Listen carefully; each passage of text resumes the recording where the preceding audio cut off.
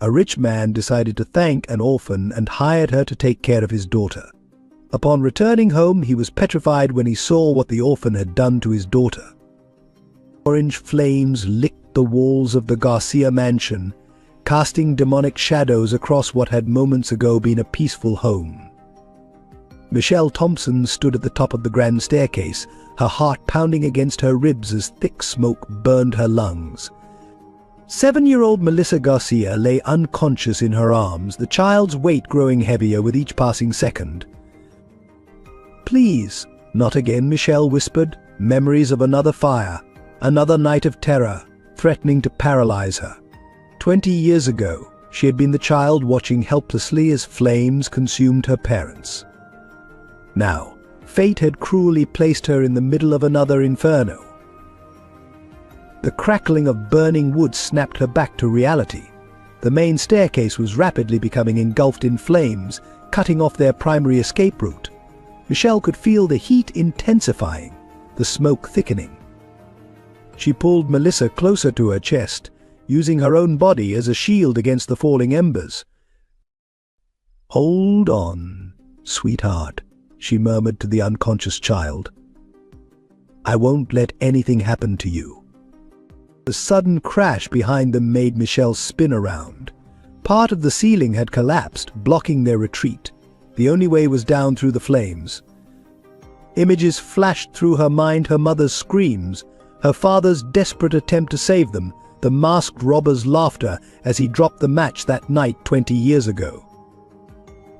The same cold eyes she had seen again just yesterday, when 2 men had attempted to rob James Garcia.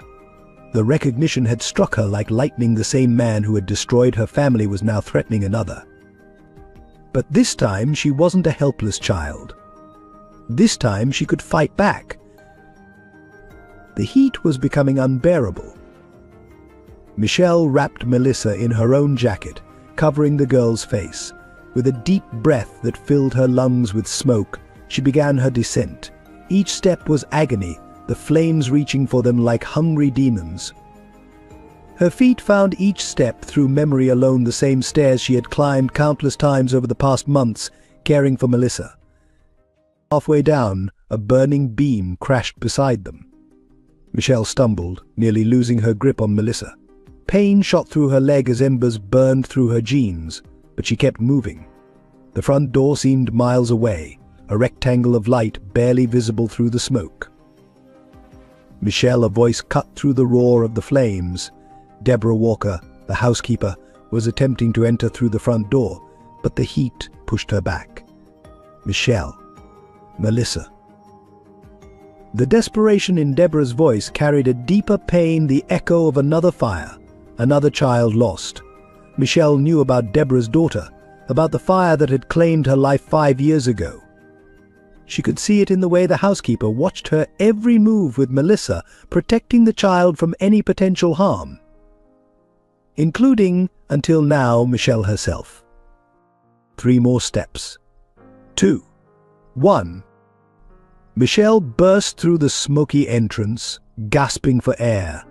James Garcia had just pulled up in his car, his face contorting in horror at the sight of his burning home.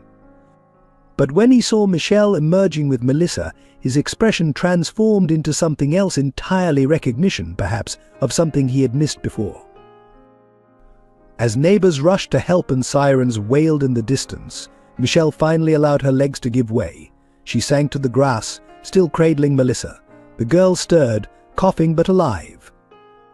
James reached them, gathering both into his arms, while Deborah hovered nearby, tears streaming down her face. None of them yet knew that this fire was no accident.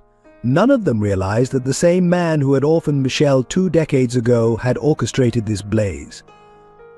None of them understood that this was just the beginning, that the truth about Lucia Garcia's death, James's company's corruption, and Michelle's true connection to the family was about to unravel in ways none of them could imagine.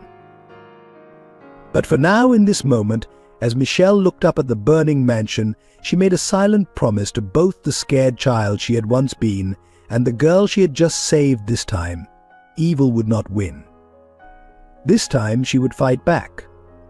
This time she would protect her family even if they didn't yet know they were hers.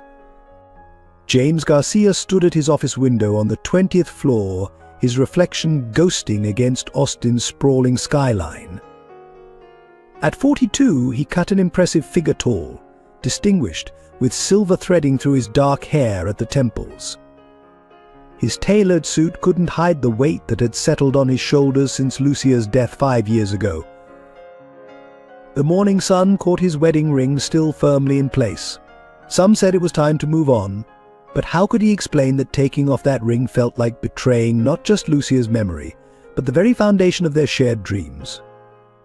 He absently adjusted his tie, a habit that had become more pronounced since he'd become both CEO and single father. His corner office at Garcia Investments told a story of success: leather-bound books, modern art, awards lined up precisely on mahogany shelves. But success felt hollow in an empty home. He picked up the silver frame on his desk, Lucia radiant in white on their wedding day, her eyes sparkling with promises of a future they'd never get to share. Next to it, a more recent photo of Melissa, their daughter, her smile an echo of her mother's. Mr. Garcia, his assistant's voice crackled through the intercom. The board meeting starts in 5 minutes. James straightened, slipping back into the role everyone expected: the confident leader, the decisive businessman. But his hand lingered on Melissa's photo. 7 years old now, and sometimes he caught her looking at Lucia's pictures with a confusion that broke his heart. How do you explain to a child that her mother's sudden illness wasn't so sudden after all? That the night before Lucia died, she had called him, frantic about documents she'd discovered in the company archives. He'd dismissed her concerns then, too busy with the merger to really listen. By the time he got home the next evening, she was gone, a brain aneurysm, they said. Clean, quick, natural. Yet something in Detective Marshall's eyes when he delivered the news had planted a seed of doubt that had grown stronger over the years. The elevator ride to the conference room gave James time to compose himself. Board meetings had become increasingly tense lately. Strange discrepancies in the books, mysterious transfers, projects failing for inexplicable reasons. His father had built Garcia Investments on transparency and trust, but lately James felt shadows growing in every corner. Looking sharp, James Richard Bennett, his father's oldest friend and now head of the board, clapped him on the shoulder. "How's little Melissa?" "Growing too fast," James replied, noting how Richard's smile didn't quite reach his eyes. "She's asking questions about her mother." Something flickered across Richard's face: concern? Guilt? Before he turned away. "Children need answers," he said quietly. "But sometimes the truth is more dangerous than silence." Before James could respond, other board members filed in. He took his place at the head of the table, surrounded by faces he'd known since childhood. These men had attended his wedding, sent gifts when Melissa was born, mourned with him at Lucia's funeral. Yet lately he felt like a stranger among them. The meeting proceeded with its usual formality, but James's mind kept drifting to Melissa. He'd hired 3 nannies in the past year, all professionally qualified, all recommended by the agency Richard suggested. None had lasted more than a month. Melissa retreated further into herself with each departure. Deborah, their housekeeper of 15 years, did her best, but she had her own shadows to battle. James had never asked about the photos he'd seen in her room: a young girl with Deborah's eyes, newspaper clippings about a house fire, a small urn on a shelf. Some pain ran too deep for questions. James Richard's voice cut through his thoughts. "Your decision on the Thompson property acquisition." James stiffened. The Thompson case had been bothering him, a family business destroyed by fire 20 years ago, the land now prime real estate. Something about the timing felt wrong, but he couldn't place why. "I need more time to review," he said finally, ignoring Richard's frown. "Something doesn't add up." As the meeting adjourned, James gathered his papers, his mind already on the evening ahead. Melissa had her ballet recital, another moment Lucia should have been there for, another memory he'd have to preserve alone. He checked his watch, calculated traffic patterns, wondered if he'd make it this time. The sky had clouded over as he walked to his car, Austin's humidity pressing in like a physical weight.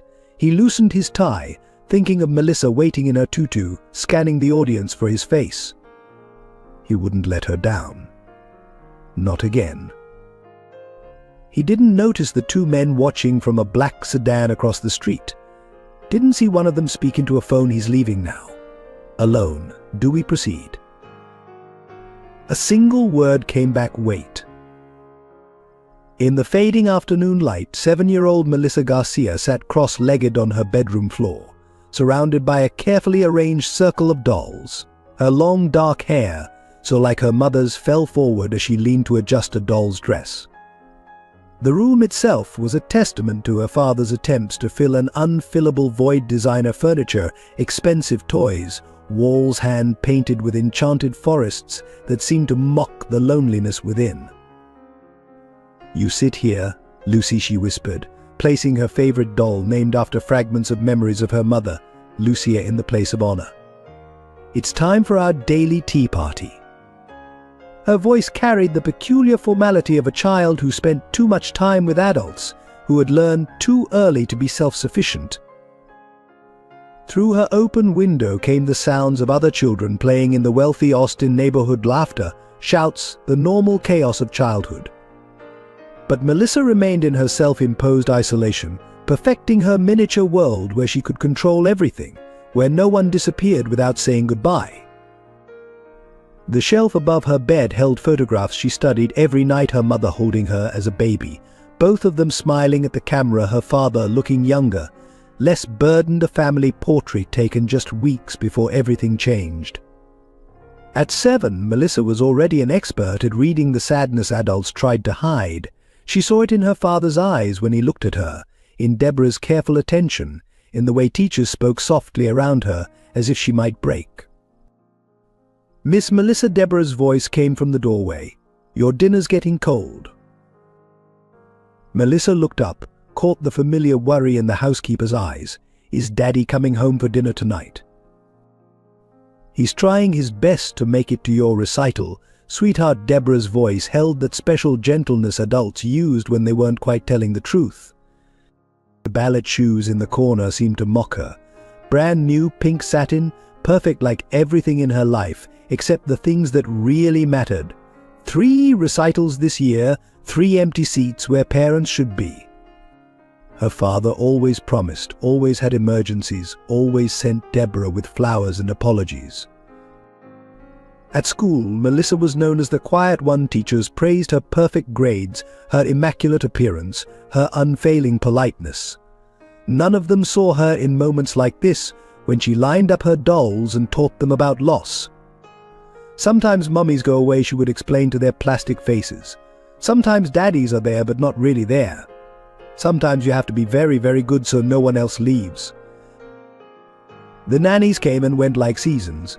Each arrival brought hope maybe this one would stay, would fill the emptiness in the big house. Each departure reinforced what Melissa already knew: nothing was permanent except loss. She learned to keep her distance, to be perfect and polite, but never too attached. Her classmates didn't understand why she declined birthday party invitations, why she sat alone at lunch reading books far above her grade level. How could she explain that other families hurt to watch? That seeing mothers brush their daughters' hair or fathers laughing at jokes made something inside her twist like a knife. In her closet, hidden behind designer dresses she hadn't asked for, Melissa kept a box. Inside was her mother's scarf, still holding a trace of perfume or lipstick she'd snuck from her mother's untouched vanity newspaper clippings about the tragic sudden death. That she was too young to fully understand, but read obsessively anyway. "Lucy," she whispered to her doll now, "do you think angels can see ballet recitals?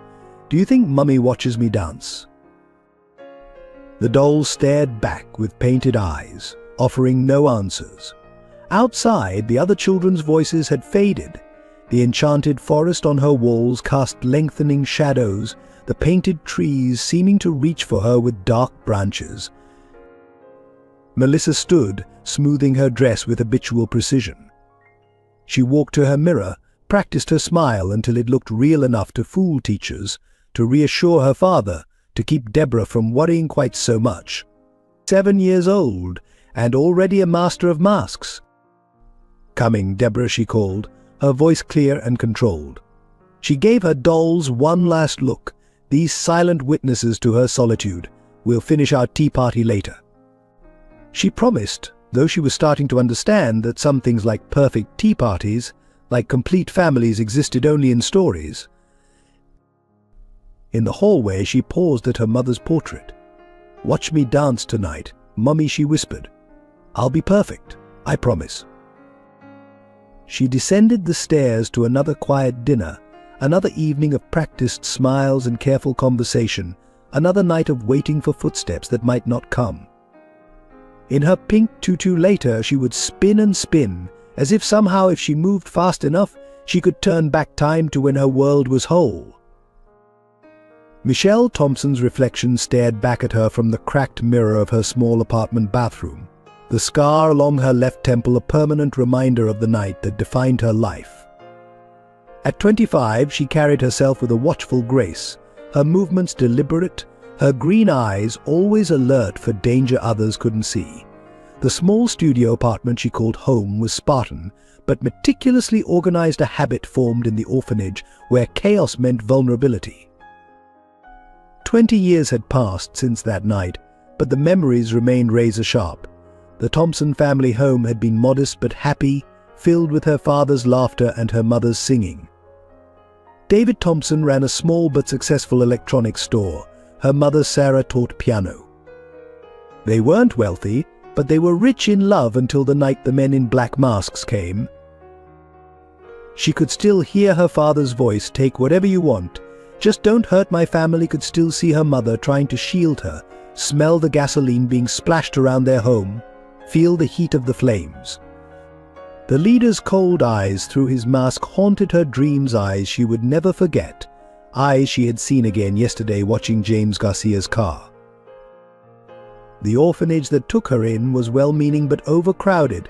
Michelle learned quickly that survival meant being invisible, meant watching and listening, meant never showing weakness. She excelled in school, earned scholarships, worked multiple jobs. But every achievement felt hollow without her parents to share it. Her small desk held newspaper clippings about the Thompson Electronics fire, labeled a tragic accident, insurance investigations, police reports, all pointing to faulty wiring. But Michelle knew better. She had spent years piecing together the truth. Her father had discovered something about missing shipments and altered serial numbers. He had been about to report it when the fire happened. The walls of her apartment were covered with maps of Austin, photos of business leaders, strings connecting seemingly unrelated events. Some might call it obsession, Michelle called it justice. She had traced the web of corruption through shell companies and real estate deals, always finding the same names appearing: Garcia Investments, Bennett Holdings, Marshall Securities. When she saw James Garcia's car being approached by the men yesterday, something clicked. The same tactics, the same cold precision. She hadn't planned to intervene. Years of investigating had taught her to stay in the shadows. But seeing that father, knowing his daughter waited at home, Michelle couldn't stand by and watch another family be destroyed. Her phone buzzed a text from her contact in the police department. Another file about the Garcia case. Another piece of the puzzle.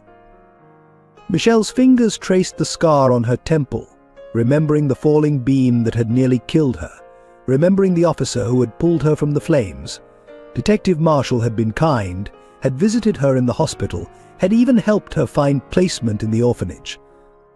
Years later, she discovered his connection to the very people who had murdered her parents. The irony of now working in the Garcia household wasn't lost on her. James Garcia's company had been one of many she'd investigated, looking for connections to her parents' murder.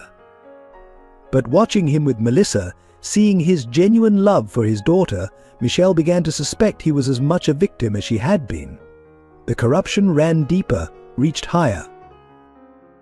Her small closet held two Michelle Thompsons, one rack of simple, practical clothes for her new role as nanny, another of carefully chosen outfits for her other life investigating, following leads, piecing together the truth. She had learned to blend in, to be forgettable, to move through the world like a shadow. But Melissa Garcia had changed everything. The girl's loneliness, her quiet strength, her careful smiles. Michelle saw herself in every gesture.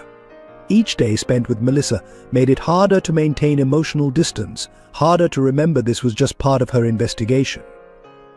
The walls she had built over 20 years were developing cracks. Michelle checked her watch time to head to the Garcia house. She grabbed her bag, double-checked the taser hidden in her ankle holster, a precaution she never went without. The morning sun caught her mother's ring on its chain around her neck, the only thing she had managed to save from the fire. "I'm getting closer," she whispered to the ring, a daily ritual. "I promise Mom and Dad I'll find the truth. And this time I'll protect them. I won't let what happened to us happen to Melissa." She locked her apartment, nodding to the elderly neighbor who thought she was just another young woman working as a nanny. No one looking at Michelle Thompson would guess that beneath her calm exterior lay 20 years of carefully planned revenge, or that her path to justice would soon collide with secrets that could destroy the very family she had grown to love. Deborah Walker moved through the Garcia mansion with practiced efficiency, her footsteps silent on the polished floors she had maintained for 15 years. At 53, her graying hair always neatly pinned back, she wore her housekeeper's uniform like armor pressed, pristine, perfect. Every surface in the house gleamed under her care, but no amount of polish could shine away the shadows in her eyes. In her private quarters, behind a locked door, stood a shrine to what she had lost, a porcelain ballet shoe, half melted by flames, a framed photo of her daughter Emma at 7, the same age as Melissa now, her smile bright and untroubled. Next to it, newspaper clippings about the fire that had claimed Emma's life 5 years ago, the same year Lucia Garcia died, though few made that connection.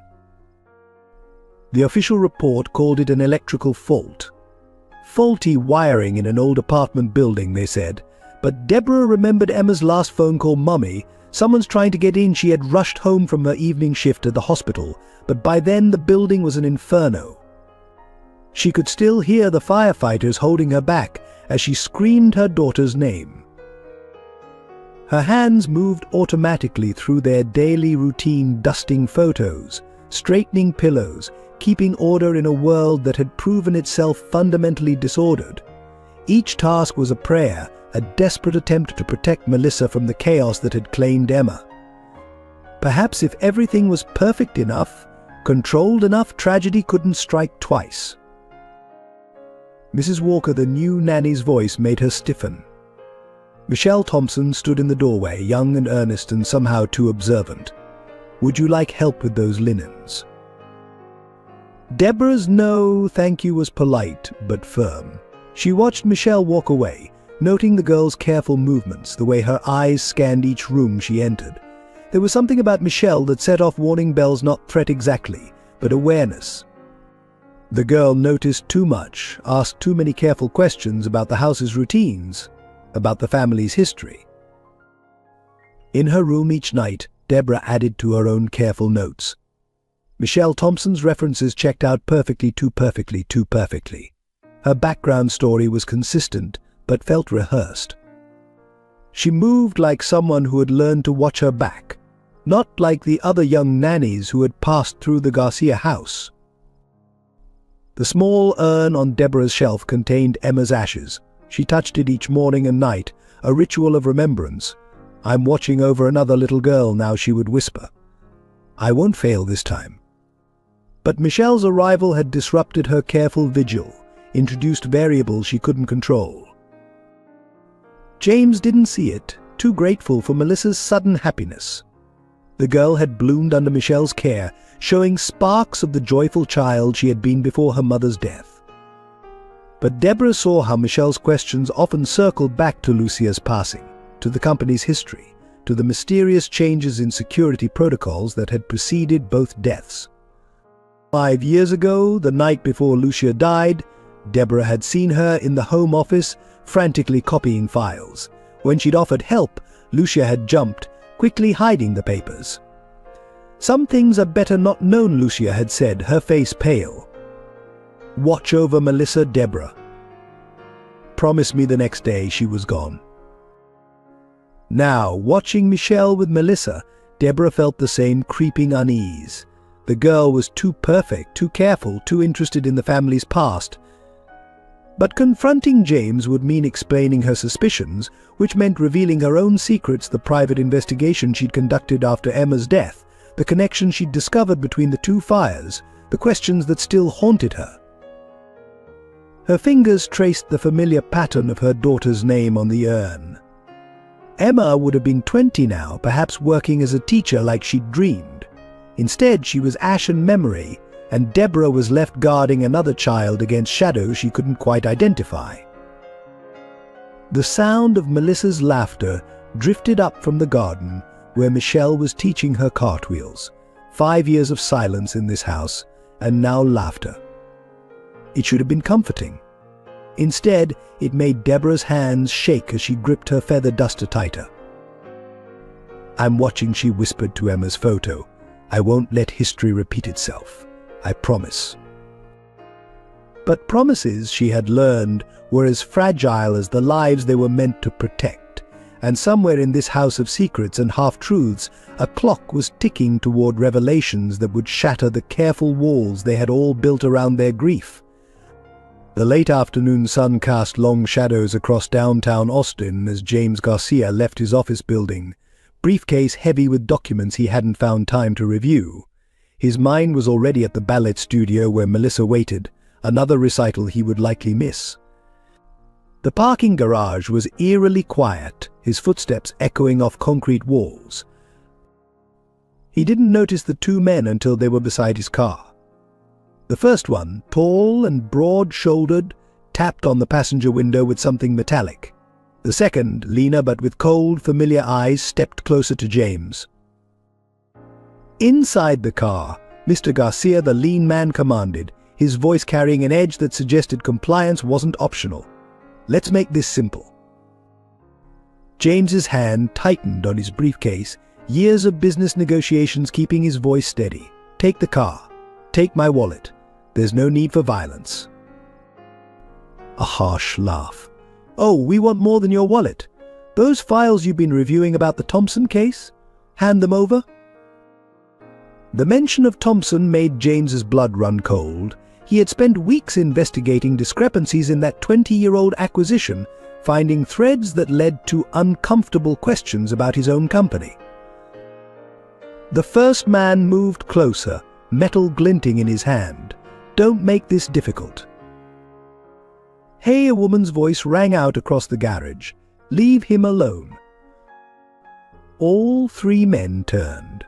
A young woman in simple work clothes stood at the garage entrance, her stance suggesting she wouldn't back down.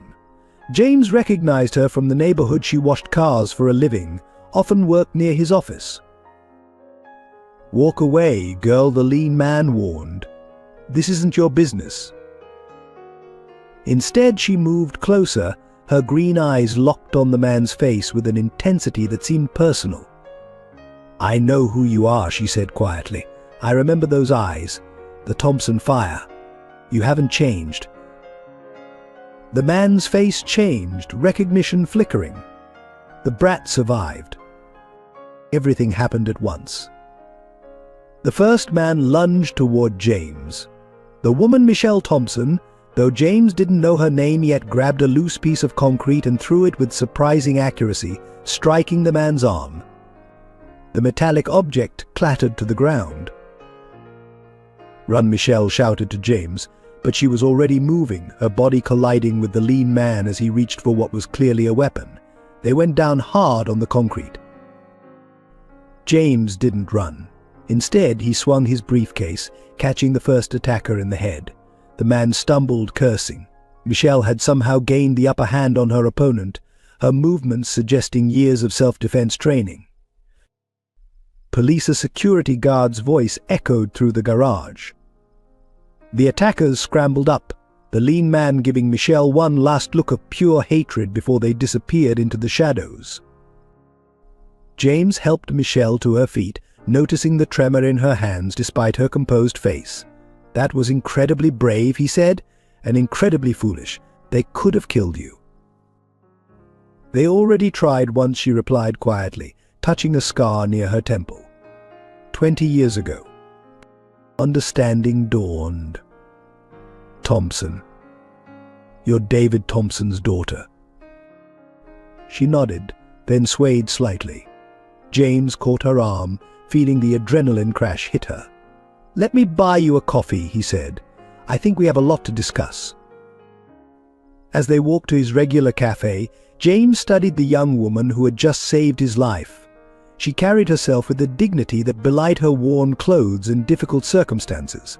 Something about her reminded him of Lucia, the same quiet strength, the same watchful intelligence. What he didn't know yet was how this chance encounter would change everything. He didn't see how Michelle's hands shook not from fear but from recognition the man who had killed her parents was connected to his company. He couldn't know that his offer of coffee would lead to a job offer, would bring Michelle into his home, would set in motion events that would unravel 20 years of carefully hidden secrets. All he knew was that he owed this brave young woman his life, and that somehow, for the first time since Lucia's death, he felt hope stirring in his heart. The small cafe near James's office felt like another world after the violence in the parking garage. Late afternoon sunlight filtered through vintage stained glass windows, casting colored patterns across their corner table. Michelle Thompson sat across from James, her hands wrapped around a coffee cup she hadn't yet tasted. "Tell me about your parents," James said gently, watching her struggle to maintain composure. "I remember hearing about the Thompson Electronics fire, but the details were unclear." Michelle's fingers tightened on her cup. "My father discovered irregularities in his shipping manifests. Electronics arriving with serial numbers that didn't match the records. When he started asking questions." She paused, swallowing hard.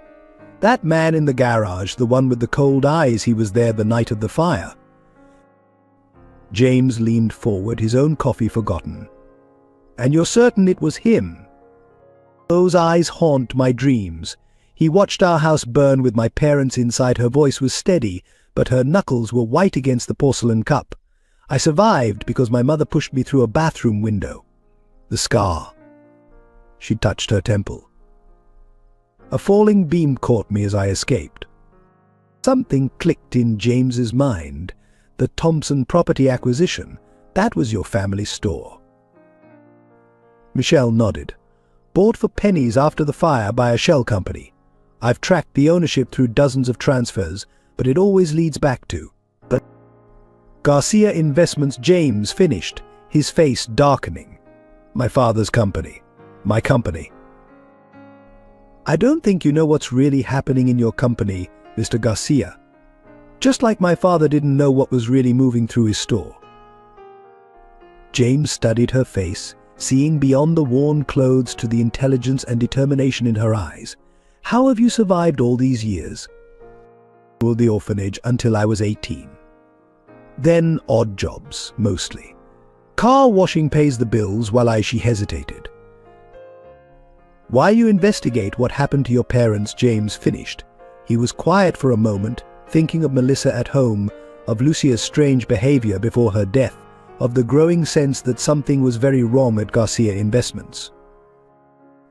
"I have a proposition for you, Michelle." He set down his cup, decision made. "My daughter Melissa needs a nanny, someone I can trust completely." Michelle's surprise was evident. "Mr. Garcia, I have no experience as a nanny. I'm not qualified."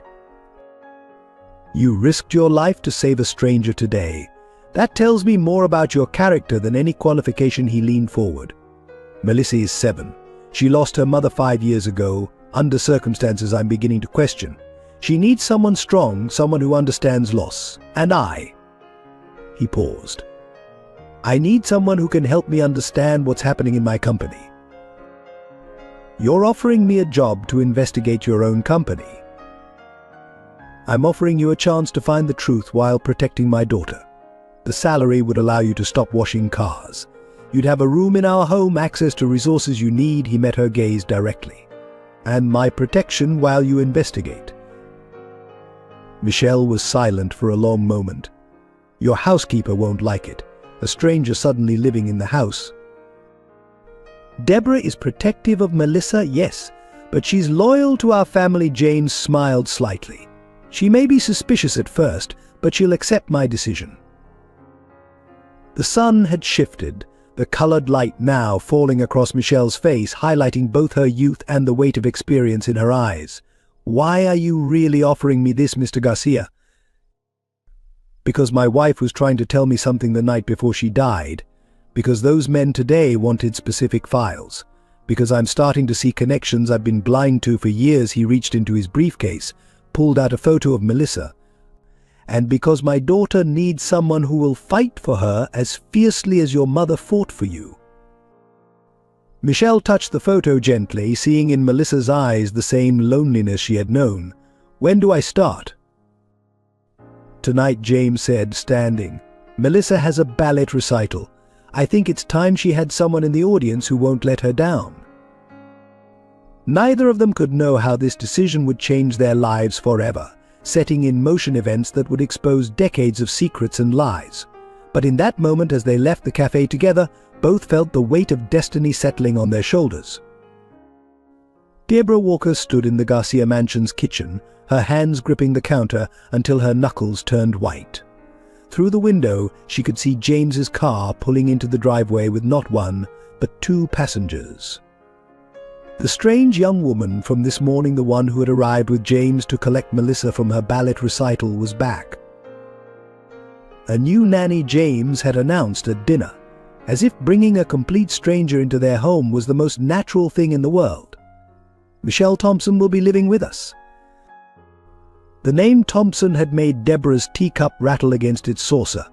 Thompson Electronics, the fire, the connection to Emma's death that she'd been trying to prove for years. Now a Thompson was going to live under their roof? Mrs. Walker, Michelle's voice from the doorway made her spin around. The girl stood there, still in her simple work clothes, but carrying herself with an assurance that set off every warning bell in Deborah's mind.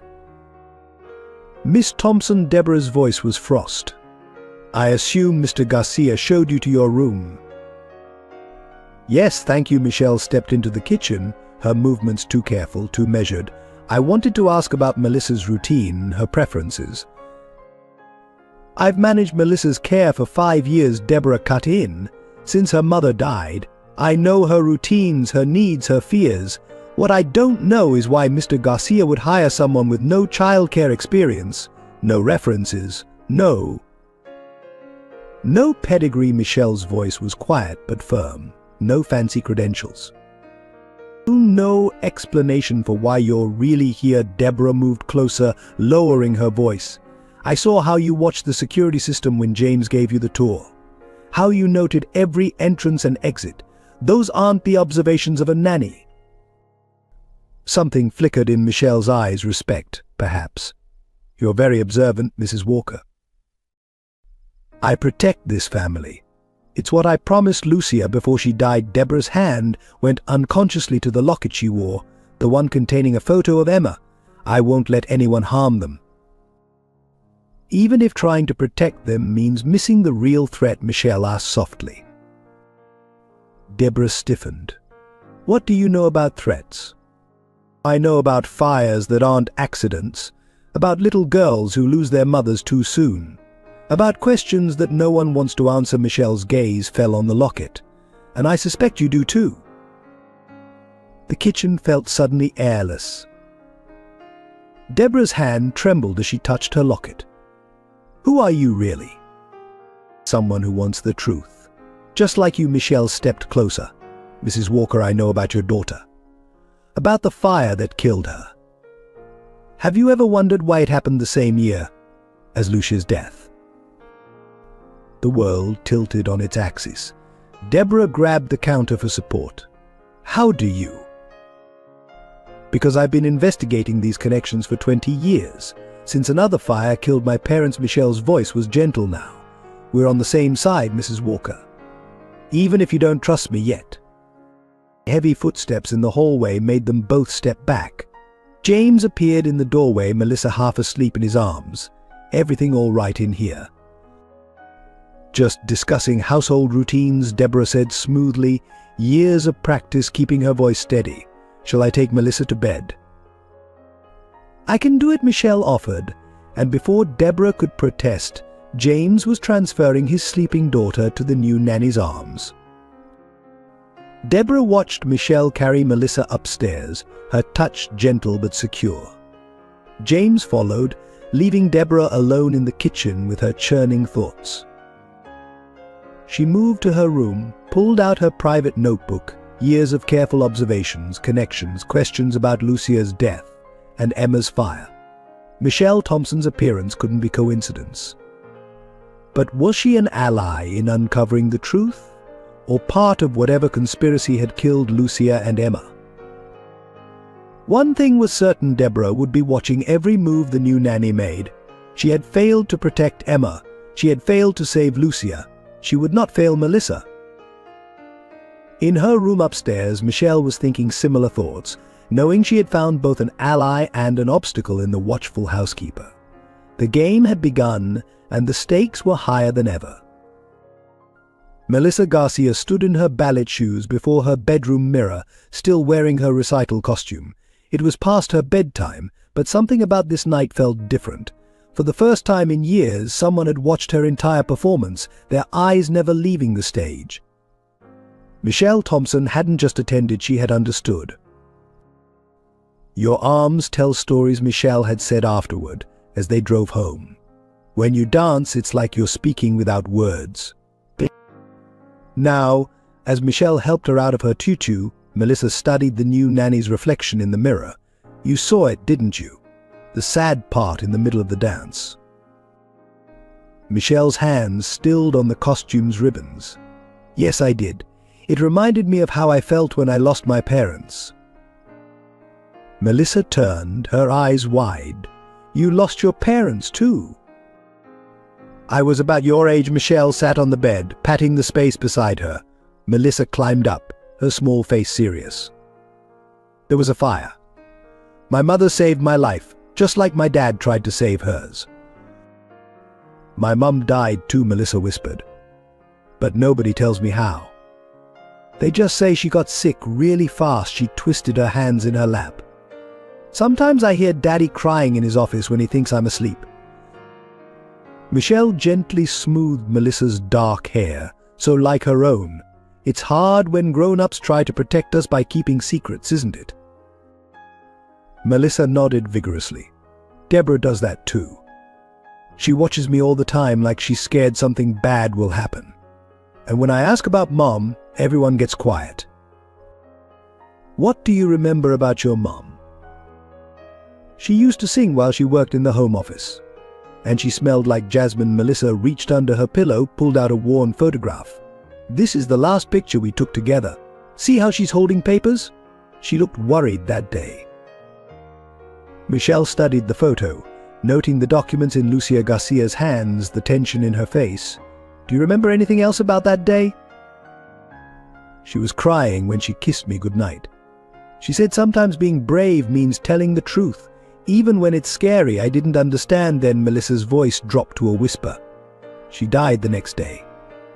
Something cold settled in Michelle's stomach. The timing, the documents, the last message about truth, it all fit a pattern she knew too well. But looking at Melissa's trusting face, she pushed aside her investigator's instincts. Would you like to make a deal? Michelle asked, taking Melissa's small hands in hers. I promise to always tell you the truth, even when it's hard. And in return you tell me if anything scary or strange happens, okay? Melissa squeezed her hands, like a secret code between sisters. The word sisters caught Michelle off guard, bringing unexpected tears to her eyes. Yes, exactly like sisters. Then can I show you something? I've never shown anyone else. Melissa slid off the bed, went to her closet. Behind her rows of dresses, she pulled out a small box. These were Mom's. I found them hidden in her desk after. After she went away, inside the box were newspaper clippings, handwritten notes, and a USB drive. Michelle's heart raced, but she kept her voice calm. "This was very brave of you to keep safe, Melissa. Very brave indeed. Will you help me understand what they mean? Sometimes I take them out and try to read them, but some of the words are too big." Michelle hugged the little girl close, feeling the weight of responsibility settle on her shoulders. In Melissa, she saw herself at that age keeping secrets, searching for truth, trying to be brave. But this time, the child wouldn't face it alone. "We'll figure it out together," Michelle promised. "That's what sisters are for." From the doorway, unseen by either of them, Deborah watched the interaction with conflicting emotions. The tenderness in Michelle's voice seemed genuine, but the box of Lucia's belongings, how had she known to ask about them? What game was she really playing? As Melissa drifted off to sleep, clutching Michelle's hand, both women, nanny and housekeeper, knew that tonight had changed everything. The truth about Lucia Garcia's death was no longer just a hidden secret, it was now a promise between sisters. Long after midnight, when the Garcia mansion lay silent, Michelle sat cross-legged on her bed, surrounded by the contents of Lucia Garcia's hidden box. The USB drive glowed softly from her laptop, its contents painting a picture more sinister than she'd imagined. Emails, shipping manifests, bank transfers, all connecting Garcia Investments to the shell company that had bought her family's store after the fire. But it was a series of photographs that made her hands shake, surveillance images of her father's store, dates stamped the week before the fire. And in one corner, a face she recognized: Richard Bennett, James's trusted board member, speaking with the man whose cold eyes had haunted her for 20 years. A floorboard creaked in the hallway. Michelle quickly closed her laptop, heart pounding. Footsteps approached, then passed Deborah, making her nightly rounds. The housekeeper's vigilance was both comforting and concerning. How much did she know? Once the footsteps faded, Michelle reopened the files. Lucia's handwritten notes were meticulous, documenting a pattern of suspicious acquisitions, properties purchased after convenient accidents, businesses bought for fractions of their worth after owners mysteriously disappeared or died. The Thompson Electronics fire wasn't an isolated incident, it was part of a systematic plan. A particular note caught her eye: Emma Walker connection. Michelle's breath caught. Emma Walker, Deborah's daughter. The fire that killed her wasn't random either. Lucia had been connecting the dots, just as Michelle had been doing for years. The final document was dated the day before Lucia died. But an email draft: "Never sent James. If you're reading this, I'm probably dead. The company your father built is being used for something terrible. Richard isn't who you think. The Thompson fire, the Walker girl, they're all connected. Look in the old archive room. Behind the painting of your father, I've hidden proof." A soft knock made Michelle jump. She quickly shut the laptop again. Melissa's small voice came through the door. "I had a bad dream." Opening the door, Michelle found the little girl in her pajamas, tears on her cheeks. Without hesitation, she pulled Melissa into a hug. "Want to talk about it?" "I saw Mum in the office again, like that last night. She was crying, looking at papers." Melissa's voice trembled. "But this time, in my dream, there was a man watching through the window. He had cold eyes." Michelle's blood froze. "Have you seen this man before, in real life?" Melissa nodded slowly. "He comes to Daddy's office sometimes, with Uncle Richard. He scares me, but Daddy says he's an important business partner." Holding Melissa tighter, Michelle's mind raced. The girl had seen him, the man who killed her parents, who likely killed her own mother, walking freely through Garcia Investments, protected by Richard Bennett's influence. "Does your father know about these dreams?" "I tried to tell him once, but Uncle Richard was there. He said I was just imagining things, that kids make up stories when they're sad." Melissa's fingers clutched Michelle's nightgown. "But I'm not making it up. I saw Mom hide something that night, behind Grandpa's picture." The archive room, the painting, Lucia's final message. It all connected. "Melissa, listen to me." Michelle pulled back to look into the girl's eyes. "You're not imagining things. Your mom was very brave and very smart. She was trying to protect people. Like you're trying to protect us." The question, so innocent yet so perceptive, made Michelle pause. "What makes you say that?" "I saw you looking at the papers in my box.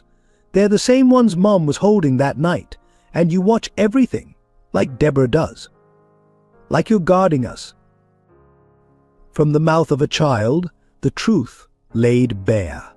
Michelle smoothed Melissa's hair, making a decision. "Tomorrow I need to check something in your father's office. Will you help me?" Melissa's face brightened despite her tears, like a secret mission. "Exactly like that. But we have to be very careful. Some secrets are dangerous. Because of the man with the cold eyes." "Yes, sweetheart, but I promise you something. I won't let him hurt anyone else. Not you, not your father, not anyone." As Melissa finally drifted off to sleep in her arms, Michelle stared into the darkness. Tomorrow, she would find what Lucia had hidden behind that painting. But tonight, holding this precious child who had somehow become more than just part of her mission, she understood exactly why Lucia had sacrificed everything to protect her family. In the hallway, Deborah stood frozen, having heard every word. Her hand clutched her locket containing Emma's picture, her mind reeling from the revelations. Perhaps it was time to share her own evidence with the young woman she had been so quick to distrust. The Garcia Investments archive room lay in the oldest part of the building, a space that smelled of leather and secrets. Michelle stood before the imposing portrait of James Garcia, studying the stern face of the company's founder. Beside her, Melissa bounced nervously on her toes, playing lookout while pretending to read a book. "Are you sure about this?" Deborah whispered, her unexpected alliance still fragile but crucial. After their dawn conversation, sharing evidence and connecting dots, the housekeeper had insisted on coming along. Michelle nodded, running her fingers along the frame's edge. Lucia's last message mentioned this painting specifically. She knew she was in danger, and she trusted her husband would eventually find what she hid. "Daddy never comes in here anymore," Melissa offered quietly. "He says it makes him sad." The painting was massive, covering most of the wall. Behind it, according to the building's original plans Deborah had somehow obtained, was a shallow alcove once used to house the building's safe before modern security was installed. "Ready?" Michelle asked, receiving nods from both companions. Together, they carefully lifted the heavy frame away from the wall. The alcove was there, just as the plans showed, and wedged into a crack in the plaster was a slim metal case, the kind lawyers use for crucial documents. Michelle's hands trembled as she pulled it free. "Someone's coming," Melissa hissed, diving back to her reading spot. Footsteps echoed in the hallway. Michelle quickly passed the case to Deborah, who concealed it beneath her sweater just as Richard Bennett appeared in the doorway. "Well, well," he said, his cultured voice carrying an edge. "What brings our new nanny to the archives?" "Miss Thompson was just showing me the history books," Melissa piped up, her young voice steady despite her fear, "for my school project about family businesses." Richard's eyes narrowed, scanning the room. "How? Educational? Though I'm surprised to see you here, Deborah. Aren't there duties upstairs?" "I go where Melissa goes," Deborah replied firmly, "as I have for 7 years. Of course." Richard stepped further into the room, his gaze fixing on the painting. "Was it slightly askew? Your dedication is admirable, much like Lucia's was, though sometimes dedication can lead people to unfortunate discoveries." But the threat in his words was unmistakable. Michelle moved slightly, positioning herself between Richard and Melissa. "We should head back. It's almost time for Melissa's lunch." Indeed, Richard's smile didn't reach his eyes, though I'd caution you, Miss Thompson, about developing too much. Curiosity about the past. Some doors are better left closed, for everyone's safety. As they hurried from the room, Michelle caught a glimpse of Richard pulling out his phone, speaking in low, urgent tones. Her heart raced. They had what Lucia had hidden, but their discovery hadn't gone unnoticed. In Deborah's private room, they carefully opened the case. Inside were more documents, but also something unexpected, a key and a handwritten note in Lucia's elegant script. To whoever finds this, the full evidence is in safety deposit box 247 at First National. What they did to the Thompsons, to Emma Walker, to so many others, it can't continue. Be careful, they're watching. Trust no one outside the family. And James, my love, if you're reading this, look closer at the Thompson fire. The truth about your father's legacy is hidden there. Michelle's hands shook. She knew. About my parents, about Emma. She was gathering evidence. And they killed her for it, Deborah whispered, touching her locket, just like they killed my Emma when she saw something she shouldn't have. Melissa, who had been quietly absorbing everything, suddenly grabbed Michelle's arm. The man with the cold eyes, he was there that night, watching Mum through the window. I remember now. The pieces were falling into place with terrifying clarity. Lucia had discovered the truth about Garcia Investments' dark legacy. She had tried to protect everyone and paid with her life. We need to get to that safety deposit box, Michelle said. But Richard's watching now. He knows we found something.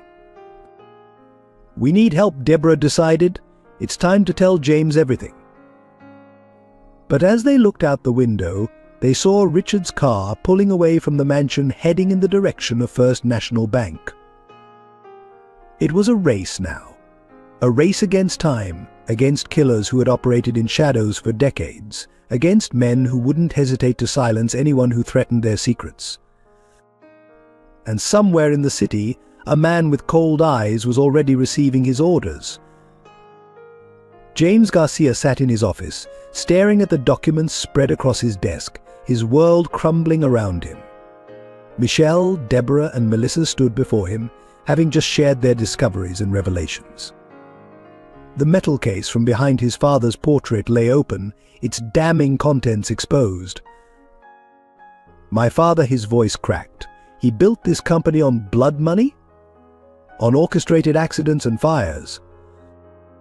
James Michelle stepped forward, her voice gentle but firm. Your father may have started it, but Richard Bennett continued it. He's the one who ordered my parents' murder, who was behind Emma's death, who silenced Lucia when she discovered the truth. Daddy, Melissa whispered, moving to touch his hand. Mom was trying to stop them. That's why she was so scared that last night. James pulled his daughter close, his other hand clenching into a fist. Richard was like an uncle to you, Melissa. He helped me raise you after he couldn't finish the sentence. The man who watched through the window that night, Melissa continued, her small voice steady. The one with the cold eyes. He works with Uncle Richard. I saw them talking in your office last week. Deborah moved closer, placing a protective hand on Melissa's shoulder. James, Lucia left evidence in a safety deposit box. But Richard is already heading there. We need to act now. James stood abruptly, his chair scraping against the floor. No, his voice was steel. You three stay here where it's safe. I'm ending this myself. You can't face them alone, Michelle protested. They've killed to keep these secrets. They won't hesitate to kill again. They killed my wife. James's shout made Melissa flinch. He immediately softened his voice, kneeling before his daughter. I'm sorry, sweetheart, but I need to make this right. Then let us help, Michelle insisted. I've been tracking them for 20 years. I know how they operate. Deborah has evidence about Emma's death that ties everything together. We're stronger together. A commotion in the hallway made them all freeze. Richard's voice carried through the door, accompanied by heavy footsteps. James? We need to talk about your recent inquiries into the Thompson case. James quickly gathered the documents, shoving them into his desk drawer. Hide, he hissed to the others. Now. Michelle pulled Melissa behind a large filing cabinet, while Deborah slipped behind thick curtains. The door opened just as they concealed themselves. Richard entered, followed by the man with cold eyes. James, my friend Richard's voice dripped false concern. I'm worried about you. These questions you're asking, this obsession with old cases, it's not healthy. Not healthy for whom? Richard James's voice was deadly quiet. For the company, or for the murderers who've been using it as cover for decades. The man with cold eyes shifted, his hand moving toward his jacket. Richard raised a hand, stopping him. James, think of Melissa. Think of her future. Some truths are better left buried. Like you buried my wife's truth. James's composure cracked. Like you buried the Thompsons? Emma Walker? How many others, Richard? Your father understood business required. Difficult decisions. Richard's mask of concern slipped. Lucia couldn't accept that. She was going to expose everything, destroy what generations had built. We couldn't allow that. James's voice shook. You ordered her death. It was necessary. Richard sighed. Just like this is necessary. Marcel. The man with cold eyes. Marcel drew his weapon. But before he could aim, Michelle burst from hiding, tackling him with the fury of 20 years of waiting. The gun skittered across the floor. Deborah emerged next, swinging a heavy brass paperweight at Richard's head. He dodged, but the distraction gave James time to activate the office's emergency alarm. Daddy, Melissa's scream made everyone freeze. She stood in the doorway, a security guard's hand clamped on her shoulder. More men filed in behind them. It's over. James. Richard straightened his tie, smoothing his mask back into place. Now, let's discuss how this ends. Michelle, pinned by one of Richard's men, caught James's eye. In that moment, a lifetime of pain and determination passed between them. They had found the truth, but at what cost? The sound of approaching sirens broke the tension. Richard's smile faltered slightly. Shall we take this discussion somewhere more private? Bring the girl. But neither he nor his men noticed Deborah's hand sliding into her pocket, pressing send on a message that would change everything. The housekeeper's face was grim with satisfaction. Some secrets, she knew, were about to explode into the light. The tension in James Garcia's office crackled like electricity before a storm. Richard's men moved to escort them out, but Marcel's cold eyes never left Michelle. Recognition flickered there, the child who had escaped him 20 years ago, now a woman who threatened everything. The service elevator. Richard directed smoothly. We'll take this discussion somewhere more appropriate. Melissa, still held by the guard, caught Michelle's eye. The slight nod was imperceptible to others, but Michelle understood. They had practiced this, in quiet moments between ballet lessons and bedtime stories, what to do if the bad men ever came. As they moved into the hallway, Melissa suddenly went limp, dropping like a stone. The guard, startled, loosened his grip. In that split second, she rolled away, exactly as Michelle had taught her. Now, Michelle shouted. She drove her elbow back into her captor's solar plexus, twisting free. James lunged for Richard while Deborah, with strength born of maternal fury, swung her heavy handbag into Marcel's face. Run, James yelled, grappling with Richard. Get Melissa out. Michelle scooped up Melissa, but Marcel was already recovering, his cold eyes now blazing with rage. He reached for them, but Deborah appeared between them. A mother's protective instinct made flesh. Not another child, she snarled, pepper spray appearing from her apron pocket. Never again. Marcel's scream as the spray hit his eyes echoed through the corridor. Richard's other men hesitated, torn between helping their leaders and pursuing the escapees. The back stairs. Michelle called to James, who had pinned Richard against the wall. Meet us at the safe place." James nodded, understanding. They had planned for this too, in quiet conversations none of them had hoped would be necessary. Richard struggled, but James held firm. "You killed my wife," he growled. "You destroyed families. It ends today." Michelle, Melissa, and Deborah raced down the emergency stairwell, their footsteps echoing off concrete walls. Behind them, shouts and pounding feet announced their pursuers. "The garage connects to the subway tunnel," Deborah gasped as they ran. "Service entrance. I have the key." "How?" Michelle asked, adjusting her grip on Melissa. "Lucia showed me." For emergencies, Deborah's face was grim. She knew this day might come. They burst into the parking garage, the fluorescent lights harsh after the stairwell's dimness. Deborah led them to an unmarked door, her hands shaking as she fitted the key. "They're coming," Melissa whispered, her face buried in Michelle's shoulder. The door opened with a groan of disused hinges. Beyond it, a maintenance tunnel stretched into darkness. Deborah pulled out a flashlight, another part of her years-long preparation. "Wait," Michelle set Melissa down. "What about James?" "Daddy knows the way," Melissa said with certainty. "We practiced." The sound of the stairwell door crashing open made their decision for them.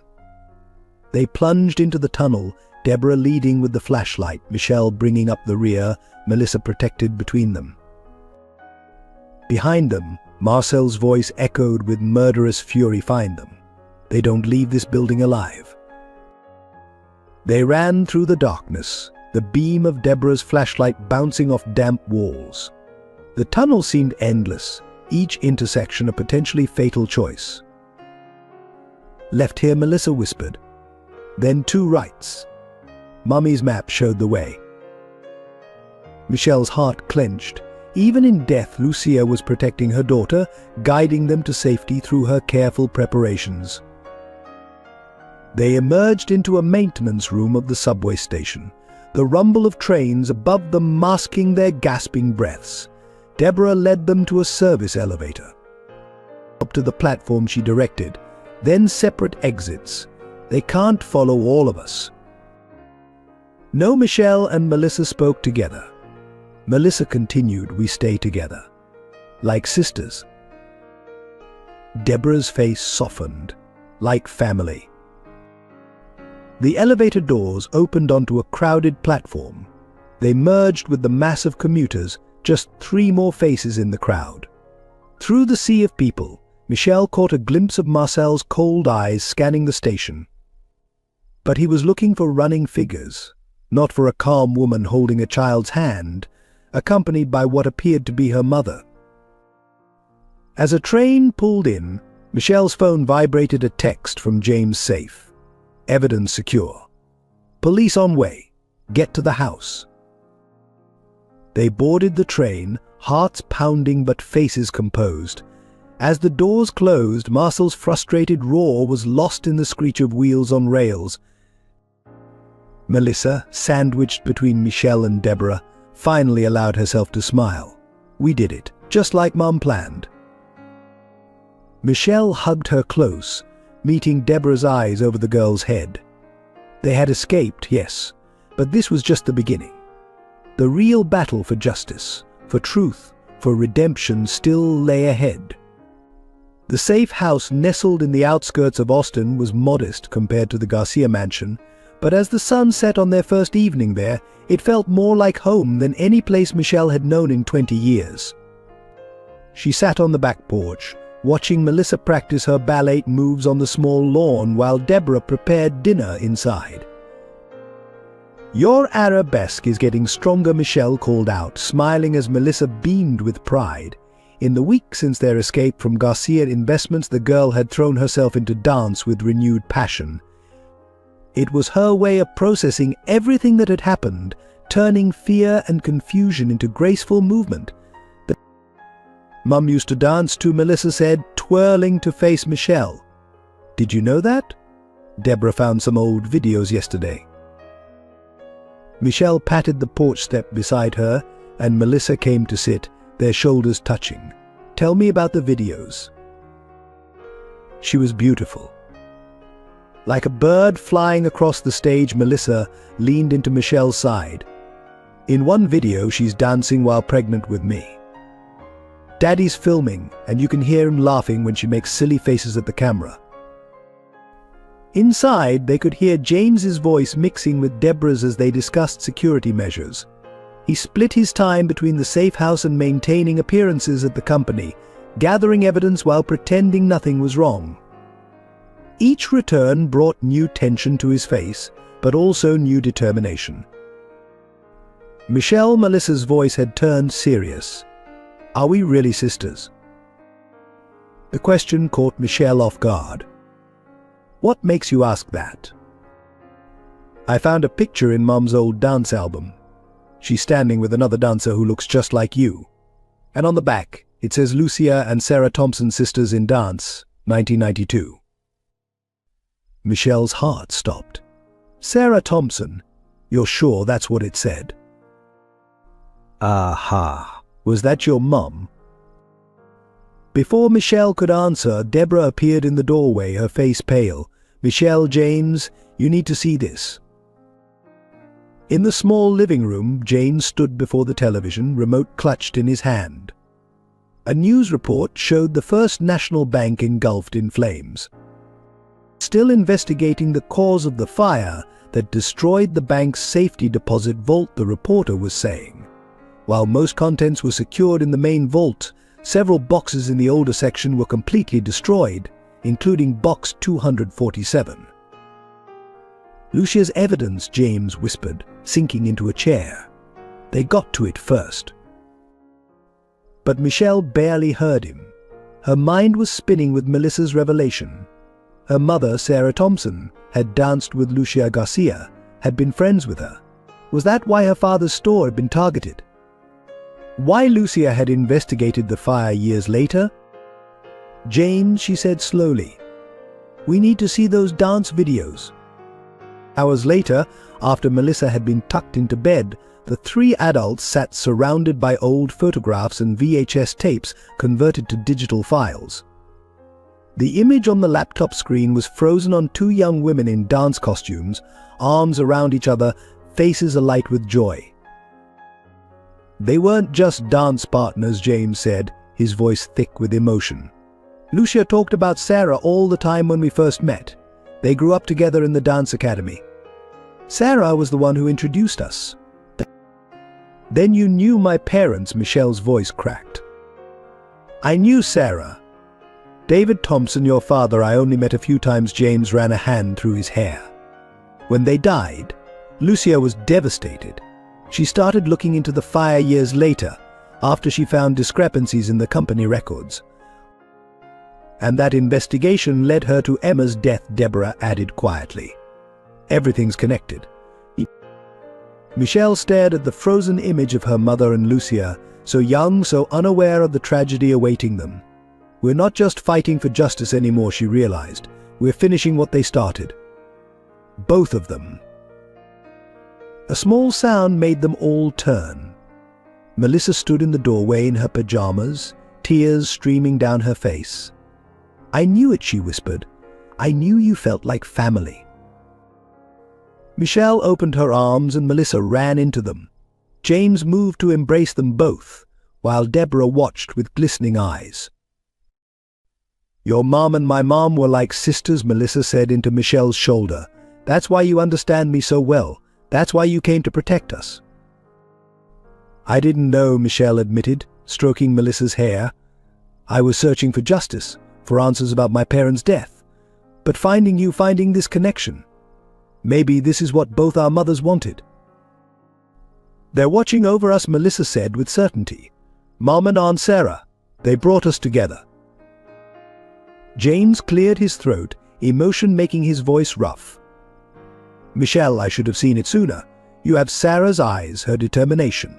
Lucia would have wanted you here, protecting Melissa, being the family we all needed." Deborah stood, moving to join their group embrace. "Family protects family," she said firmly. "And tomorrow we start fighting back. For Lucia, for Sarah, for Emma, for all of them. As they held each other in that safe house living room, surrounded by images of the past and strengthened by newly discovered bonds, they felt something shift. They were no longer just allies united by tragedy. They were family bound by love, loss, and an unshakable determination to see justice done. Later that night, as Michelle tucked Melissa into bed again, the girl whispered, "Will you tell me stories about my Aunt Sarah? About when she and Mom danced together?" Michelle kissed her forehead, feeling a warmth in her heart she'd thought lost forever. "Every story I can remember, little sister. Every single one." The morning headlines hit like bombs across Austin's business community. Garcia Investments under investigation. CEO James Garcia alleges decades of criminal activity. Richard Bennett's carefully constructed world was beginning to crumble. In his plush corner office, Richard stared at the newspaper, his manicured fingers leaving creases in the paper. Marcel stood by the window, his cold eyes scanning the street below where reporters gathered like vultures. "He's making his move," Richard said, voice tight with controlled fury. "After all I've done for him, for this company. The ungrateful son of A." "We should eliminate the problem," Marcel interrupted. "Like we did with his wife." No, Richard's smile was serpentine. "Death is too simple. I want him to lose everything, just like we made the Thompsons lose everything. Start with his reputation." Across town, James sat in Detective Sarah Marshall's office, spreading out documents salvaged from Lucia's research. The detective, no relation to the Thompsons but deeply invested in their case, listened intently. These transfers, James pointed to a series of transactions. They all trace back to offshore accounts controlled by Bennett Holdings. Every time a tragic accident occurred, money moved through these channels. Like clockwork, Marshall agreed, adding papers to her own extensive file. The Thompson fire, Emma Walker's death, and at least 12 other incidents we've identified.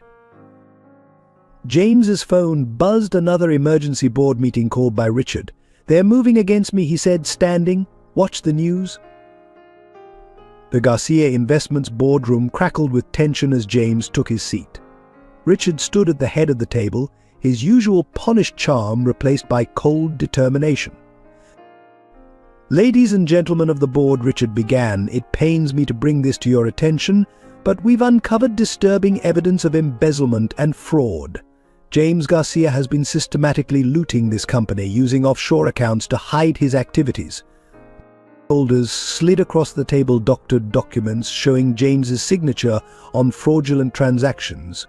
The same transactions he had just shown Detective Marshall, but twisted, altered to point to him instead of Richard. "This is absurd," James stood, his chair scraping back. "These documents are forgeries." "Are they?" Richard's voice dripped concern. "Or are you simply following in your father's footsteps? We all know how Garcia Sr. operated." The board members shifted uncomfortably. James's father's reputation had always been complicated, brilliant but ruthless, successful but feared. "A formal investigation will be launched," Richard continued. "In the meantime, I move for immediate suspension of James Garcia from all company operations." The vote was quick, brutal. Only 2 board members sided with James, old friends of Lucia's who had their own suspicions about her death. As security escorts arrived to remove him from the building, James caught Richard's triumphant smirk. But Richard didn't see James slip a small USB drive to Patricia Chen, one of the board members who had voted in his favor. Back at the safe house, Michelle and Deborah monitored multiple laptops, tracking the fallout. Melissa sat between them, her small face serious as she helped sort through her mother's old files. "They're trying to do to Daddy what they did to Michelle's parents," Melissa observed, showing wisdom beyond her years. "But this time we're ready," Michelle assured her, just as her phone chimed with a message from Patricia Chen. "It's done," she read aloud.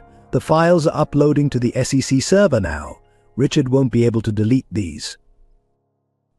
Deborah's laptop pinged with news alerts. Breaking whistleblower documents reveal decades of corporate corruption. Second board member comes forward with evidence against Bennett Holdings. FBI opens investigation into historic property acquisitions. James arrived home to find them gathered around the screens, watching Richard's empire begin to crack. Patricia came through. Michelle nodded. The evidence is public now.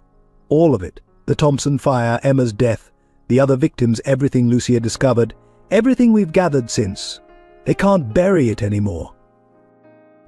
But their victory was short-lived. James's phone rang. Detective Marshall's voice was urgent. They're moving assets offshore. Richard's cleaning house. And James, we found documents in his private safe about Lucia. About the night she died. The room fell silent. Melissa gripped Michelle's hand as James put the phone on speaker. She wasn't killed at home, Marshall continued. They took her to the old Thompson Electronics building first. Made her watch as they destroyed the evidence she'd gathered. Marcel. He made it look like natural causes afterward. Melissa's small sob broke the silence. Michelle pulled her close while Deborah moved to stand protectively near them both. There's more. Marshall's voice was hesitant. The documents mentioned Sarah Thompson. She wasn't just Lucia's friend, she was helping her investigate. That's why they targeted the store. They knew she had evidence about Garcia Sr.'s early operations. The pieces clicked into place. Two friends, two mothers, both trying to expose the truth. Both silenced by the same men. They're running scared now, James said, his voice hard.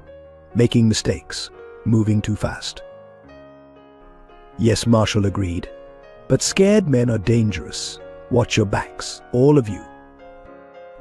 As if in response to her warning, a brick crashed through the safe house window, missing Melissa by inches. Attached was a note: you should have learned from your mother's mistakes. Deborah moved fastest, getting Melissa away from the windows while Michelle and James checked the perimeter. But the message was clear: the battle was far from over. We need to end this, Michelle said as they regrouped. Not just expose them, stop them completely. For our mothers. For Emma. For everyone they've hurt. James nodded grimly. Tomorrow, Richard hosts the annual shareholder meeting. Every major player will be there. So will the FBI, Deborah added, hanging up her own phone. Marshall's team is ready. Melissa, who had been quiet, suddenly spoke up. The Thompson building. That's where we'll find the truth. That's where Mum. She couldn't finish, but she didn't need to. The old electronics store where both Sarah Thompson and Lucia Garcia had faced their final moments, it was still standing. Abandoned but not forgotten. Tomorrow, then, Michelle said, holding Melissa close. We end this where it began. Dawn found the safe house divided by tension and fear. James paced the living room, his face drawn from another sleepless night. It's too dangerous. I won't risk Melissa losing anyone else.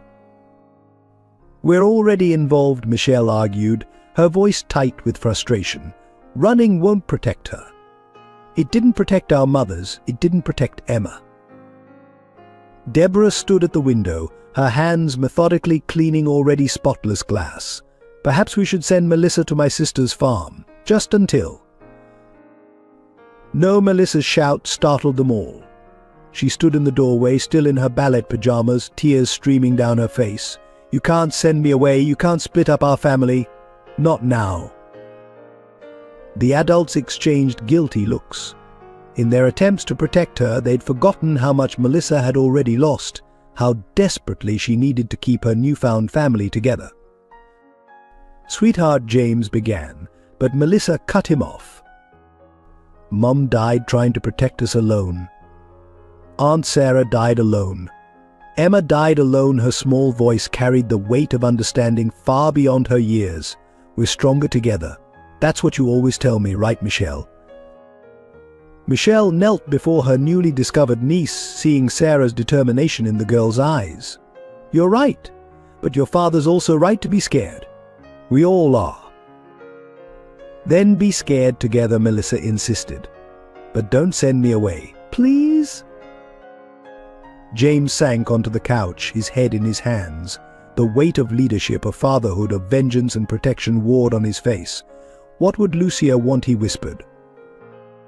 She'd want the truth exposed, Deborah said quietly, but not at the cost of her daughter's safety.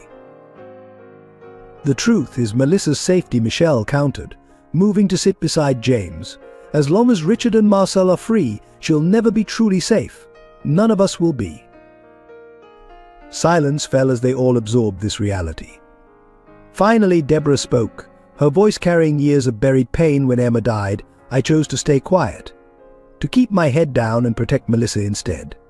Every day I wonder if my silence helped them hurt other families. It wasn't your fault, James said quickly, but Deborah shook her head. No, but my fear was their weapon, just like they're using our fear now. She touched her ever-present locket. Emma would want us to fight. Melissa moved to hug Deborah, understanding the housekeeper's pain in a way only those who've lost mothers can. We'll fight for Emma too. Michelle watched them, feeling the weight of her own choices pressing down. When I first came here, I was focused only on revenge. On finding my parents' killers, she met James's eyes. I never expected to find family, to love Melissa as my own. Now I'm torn between wanting justice and wanting to take her far away where no one can hurt her. That's what makes us different from them, James said softly. We feel, we love, we struggle with these choices. A notification pinged on Michelle's laptop, more news about Richard's financial maneuvering. The screen showed him leaving Garcia Investments, his usual smooth confidence replaced by barely contained rage.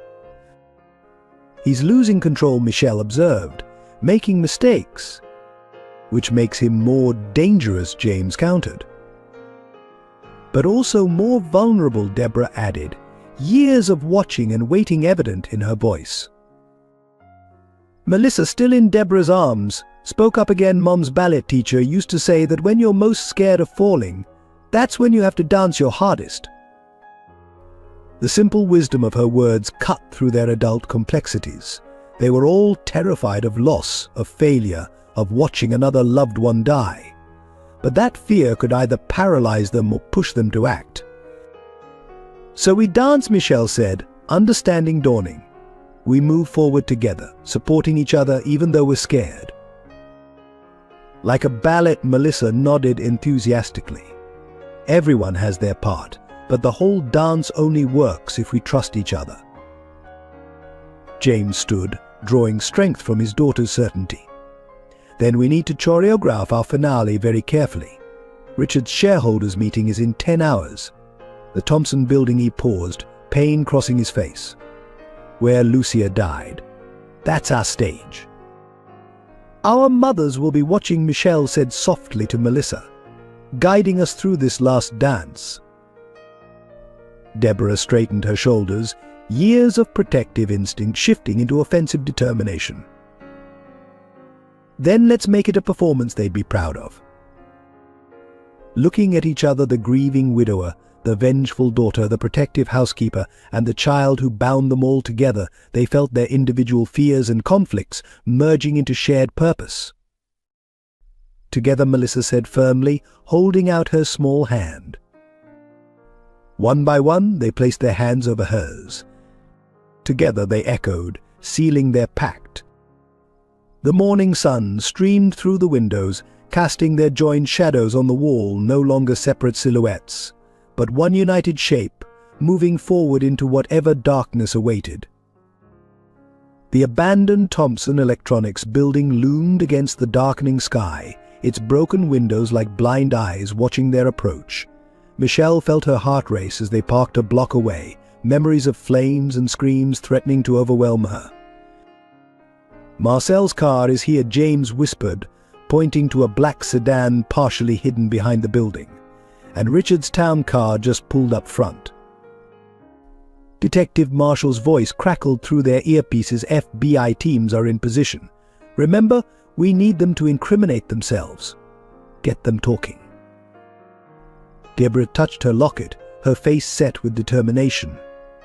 "The security cameras are looped. They won't see us coming." "Be careful," Melissa pleaded from the back seat, where she would stay with a trusted officer, her small face pressed against the window, trying to memorize their features in case. No one finished that thought. Michelle checked her wire one last time, then hugged Melissa tightly. "Remember what we practiced, if anything happens. Emergency phone, safe word, run to the meeting point," Melissa recited. "Don't wait, don't look back." James kissed his daughter's forehead, lingering for a moment. "I love you, sweetheart. Your mother would be so proud of how brave you are." They split up according to plan, James taking the front entrance, Michelle the back, Deborah covering the side exit. The building's interior was a maze of shadows and memories. Michelle could almost see her father's store as it had been bright displays, happy customers, her mother's laugh echoing through the aisles.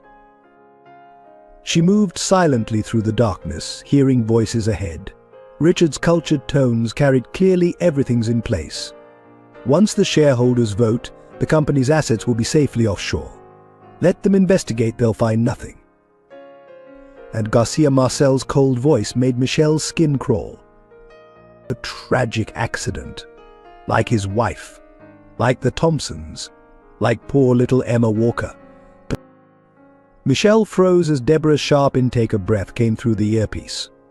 They hadn't known for certain that Richard had ordered Emma's death. "Speaking of accidents," Marcel said, "we have company." The lights suddenly blazed on, temporarily blinding Michelle. When her vision cleared, she found herself facing Marcel's gun. "The prodigal Thompson returns," Richard smiled, but his eyes were hard. "And James, how kind of you to join us, though I don't see little Melissa. Surely you didn't leave her unprotected." James emerged from the shadows, hands raised. "It's over, Richard. The FBI has everything, the offshore accounts, the murder orders, all of it." "They have nothing," Richard snapped. "Everything was destroyed in the bank fire." "Not everything," Deborah's voice rang out as she stepped into view. "Emma saw you that night, Richard. Saw you order Marcel to set the fire. She told me right before." "Unfortunate," Richard shrugged. "Children should be more careful about what they witness." "Like Melissa witnessed you watching Lucia that night," Michelle challenged. "Like I witnessed Marcel killing my parents." Something flickered in Richard's eyes. "You're just like your mother, Michelle." Sarah never knew when to stay quiet either. "Tell me why," James demanded. "Why kill Lucia? Why destroy so many lives?" "Our James, your father understood that. Building an empire requires sacrifices." Richard's smile turned cruel. "Lucia was going to expose everything. Sarah Thompson had evidence of your father's early methods. Emma Walker was simply collateral damage. And now Marcel's finger tightened on the trigger. Now we clean up loose ends." "All of them," Richard nodded. "Start with the Thompson girl. Let's finish what we started 20 years ago." "I don't think so," Detective Marshall's voice boomed through the building. "FBI, drop your weapons." Agents swarmed in from every entrance, but Marcel was too quick. He grabbed Michelle, using her as a shield, his gun pressed to her temple. "One step and she dies," he shouted.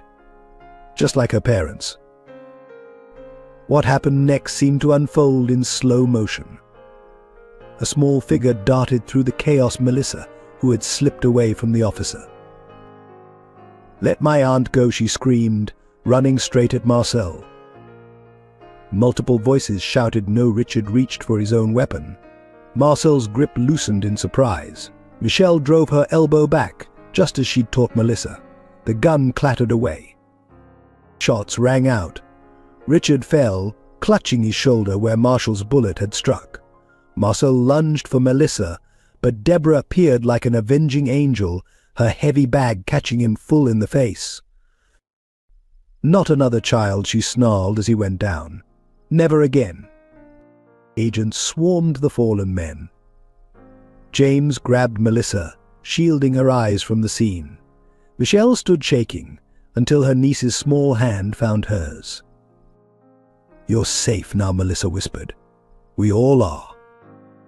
As Richard and Marcel were led away in handcuffs, their protests drowned out by Miranda rights, the family huddled together. Through the broken windows, dawn was breaking over Austin, a new day, a new beginning. "Lucia would be proud," Deborah said softly, watching Richard's defeat. "Sarah too." "They're always proud of us," Melissa said with certainty. "They helped us win." Looking at the first rays of sun streaming through the windows where flames had once raged, Michelle felt 20 years of pain finally begin to ease. They had faced their hidden threats, confronted their demons, and emerged stronger together. The ghosts of the past could finally rest. Justice had been served, not through revenge, but through truth and family united. Victory had made them careless. As they drove back to the safe house from the Thompson building, none of them noticed the unmarked van following at a distance. None of them saw Marcel's last text before his arrest burn it all. The first sign something was wrong was the smoke-thin wisps curling from under the safe house door. Michelle noticed first, her trauma-sharpened instincts screaming danger. "Stop!" she shouted as James reached for the door handle. "It's hot! They've been here!" Inside, flames were already consuming the living room, racing up the walls where Melissa's drawings hung, devouring the evidence they'd gathered. The fire moved with unnatural speed, fed by accelerants placed with professional precision. "The back door," James yelled, but smoke was billowing from that direction too. They were surrounded by flames, just as Michelle's family had been 20 years ago, just as Emma had been. Melissa clutched Michelle's hand, her small face brave despite her terror. "Like Mom's last night," she whispered. "No," Michelle said firmly. "Not like that. We're together this time." Deborah was already moving, her years of preparing for disaster kicking in. The emergency ladder. Melissa's window. They raced upstairs, the heat pursuing them like a living thing.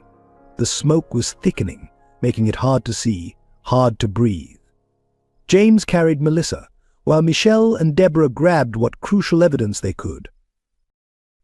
In Melissa's room, the temperature was rising rapidly. The window stuck warped by heat or sabotage, they couldn't tell. James and Michelle threw their weight against it together as flames began licking under the door. Move! Deborah appeared with Melissa's ballot trophy, smashing the window. Fresh air rushed in, feeding the fire behind them but offering escape. The emergency ladder was there, but it was already starting to smoke. The heat had weakened its supports. "It won't hold all of us," James realized, testing its strength. "Melissa first," Michelle said, helping the girl onto the ladder. Deborah steadied it from inside as Melissa began her descent. Halfway down, one of the rungs gave way. Melissa screamed but held on. The ladder swayed dangerously. "Jump," Michelle called. "I'll catch you." Without hesitation, trusting her aunt completely, Melissa let go. Michelle caught her, both of them tumbling onto the grass but safe. Above them, the ladder completely detached from the house. James and Deborah were trapped. The sheets Deborah was already stripping Melissa's bed, like we practiced. They worked quickly, knotting sheets and blankets together as the fire closed in. The makeshift rope barely reached halfway down. "It's not long enough," James coughed, the smoke getting thicker. "Jump for the tree," Michelle called up. "The big branch, it's close enough." Deborah went first, years of household work having made her stronger than she looked. She swung on the sheet rope, kicked off the wall, and caught the branch. It bent but held. James was last, the fire now visible through the doorway behind him. As he gripped the sheets, an explosion from below rocked the house. "Dad!" Melissa screamed as James lost his grip. But Michelle was already moving, positioning herself under his fall. They crashed together, the impact knocking the breath from both of them, but they were alive. They stumbled away from the burning house, watching as their temporary sanctuary became an inferno. Fire trucks wailed in the distance, but they knew this fire was meant to destroy evidence, not property. "Your mother's videos," Melissa said softly to Michelle. "The pictures of Mom and Aunt Sarah dancing." "We have something better." Michelle hugged her close. "We have their story. We have each other." Deborah touched her locket, now slightly scorched but intact. "Emma always loved watching the dancers," she said quietly. "She would have loved watching you, Melissa." James pulled them all into a tight embrace as they watched the flames climb higher. "They tried to use fire to destroy us again," he said. "But this time it made us stronger." Detective Marshall's car screeched to a halt beside them. "Marshall's men," she reported grimly. "We caught them 2 blocks away. They had the whole thing timed." "They wanted to finish what they started," Michelle said, looking at the flames that were so like the ones that had taken her parents. Full circle. But this time was different. This time they had faced the fire together. This time they had all survived. Melissa tugged at Michelle's sleeve, pointing at the rising sun. Through the smoke and chaos, a ray of light broke through, casting their shadows on the ground 4 figures, standing tall, unbroken. "Look," she said. "We're still dancing." In that moment, watching the fire fail to destroy their newfound family, they all felt it, the presence of those they'd lost, standing with them in the dawn light. Lucia and Sarah, forever sisters in dance. Emma, the child who saw too much. All of them watching over this new family, forged in fire but never broken by it. The scene at Garcia Investments was chaos.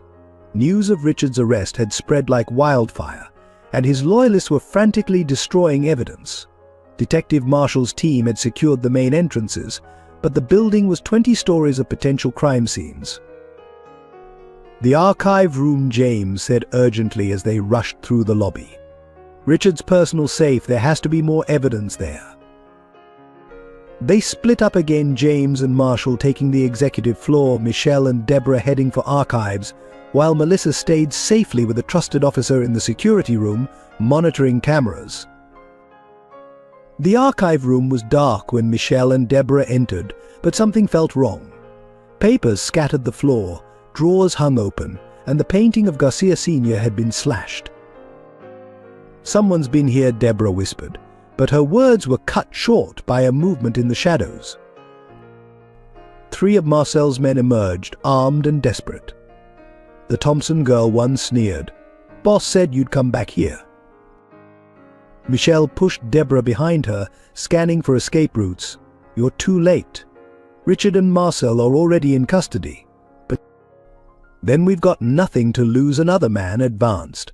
"Boss's last orders were clear, no loose ends." Through their earpieces they heard Melissa's frightened voice. "Michelle, Deborah, 2 more are coming up the back stairs." But the warning came too late. The door burst open, trapping them between 2 groups of armed men. "Your mothers should have taught you to mind your own business," the first man taunted. "Both Thompson and Garcia women always sticking their noses where they don't belong." Michelle felt Deborah tense behind her. Then, incredibly, the housekeeper began to laugh. "What's so funny, old woman?" one man demanded. "You really don't know who you're dealing with, do you?" Deborah's voice was steel. "I've spent 15 years preparing for this moment, ever since Emma died." Her hand moved to her cleaning cart, and suddenly the room filled with industrial-strength cleaning spray. The men staggered, cursing and rubbing their eyes. Michelle didn't hesitate. She launched herself at the nearest attacker, years of self-defense training taking over. Deborah swung her cart like a battering ram, catching another man in the knees. "Security team," moving in, Melissa's voice came through their earpieces. "Hold on." But the remaining men were recovering. One grabbed Michelle's arm, twisting it painfully. Another seized Deborah's cart, sending cleaning supplies scattering. Then James's voice roared from the doorway, "Get away from my family." He charged in, Marshall and her team right behind him. In the chaos that followed, Michelle broke free, immediately moving to protect Deborah. The safe, Marshall shouted over the sound of combat. "Get to the safe!" Michelle spotted it behind the slashed painting exposed now, its door slightly ajar. She lunged for it just as one of Marcel's men reached for it too. Their hands met at the safe. He was stronger, but Michelle had 20 years of determination behind her. They grappled, documents spilling onto the floor. Deborah, catch! Michelle managed to grab a handful of papers, throwing them behind her as she fought. The housekeeper snatched them mid-air, immediately beginning to read. Her eyes widened. Oh my God, Emma, she did see everything. These are Marcel's original orders, signed by Richard. "Kill them all," one of the men screamed, breaking free from the agents. But he never reached them. James appeared like an avenging angel, tackling him to the ground. "Not my family," he growled. "Never again." The fight was brutal but brief. When it ended, Marcel's men lay subdued, and the safe's contents were secure in Marshall's evidence bags. Daddy Melissa's voice came through their earpieces. "There's smoke on the 15th floor. They tried to burn the backup servers." On it, Marshall was already moving, organizing her team. But Michelle noticed something else in the safe, a small USB drive marked LG. "Final message." "James," she called softly. I think Lucia left something for you." They gathered around a laptop in the security room, Melissa climbing into her father's lap as Lucia Garcia's face appeared on screen. She looked tired, worried, but determined. "James, my love," she began, "if you're watching this, they found out what I discovered. The Thompson fire wasn't an accident. Sarah, my dear friend Sarah, she and David found proof of the company's criminal activities. That's why they were killed. And now I found evidence of so many others." Melissa pressed closer to her father as her mother's voice continued, "Watch over our daughter. And if by some miracle Michelle Thompson survived, tell her I'm so sorry I couldn't save her parents. Tell her Sarah was the sister I never had by blood but always had by heart." Michelle felt tears rolling down her cheeks as Deborah squeezed her shoulder. "The truth is, in the archives," Lucia continued, "behind my father-in-law's portrait. Richard won't think to look there. He never believed a woman would dare to challenge him. But I do dare. For Sarah, for all the families they've destroyed." The video ended with Lucia looking straight into the camera. "Remember, my loves, the greatest dance is the one we perform together, even when we can no longer see our partners." Melissa wiped her eyes, looking at her newfound family, her father, her aunt, her protective Deborah. "We finished Mom's dance," she said softly. "We did it together." The sound of sirens faded as fire crews contained the server room blaze. Another attempt at destruction thwarted. Another fire that failed to break them. They had survived. They had rescued not just evidence, but truth itself, and in doing so they had rescued each other. The holding cell at Austin Police Department was a far cry from Richard Bennett's usual luxurious surroundings. He sat ramrod straight on the metal bench, his expensive suit wrinkled, his carefully cultivated image cracking around the edges. Across from him, separated by reinforced glass, sat James, Michelle, and Detective Marshall. Melissa had begged to come, but they'd all agreed some confrontations weren't for children's eyes. I must say Richard's voice carried its usual smooth condescension. "This is all very dramatic, but ultimately futile. You have no concrete evidence that would stand up in court." Actually, Marshall laid out the documents from the archive safe. "We have everything. Marcel's already talking, trying to make a deal." Something flickered in Richard's eyes, the first crack in his facade. Marcel is a desperate man making desperate claims. Like the claim that you ordered him to kill my parents, Michelle leaned forward. Or the order to murder Emma Walker. Or how about Lucia's murder? Tragic accidents, all of them. Richard's smile was cold. Just like the fire at your safe house today. Terrible things happen in this world, my dear.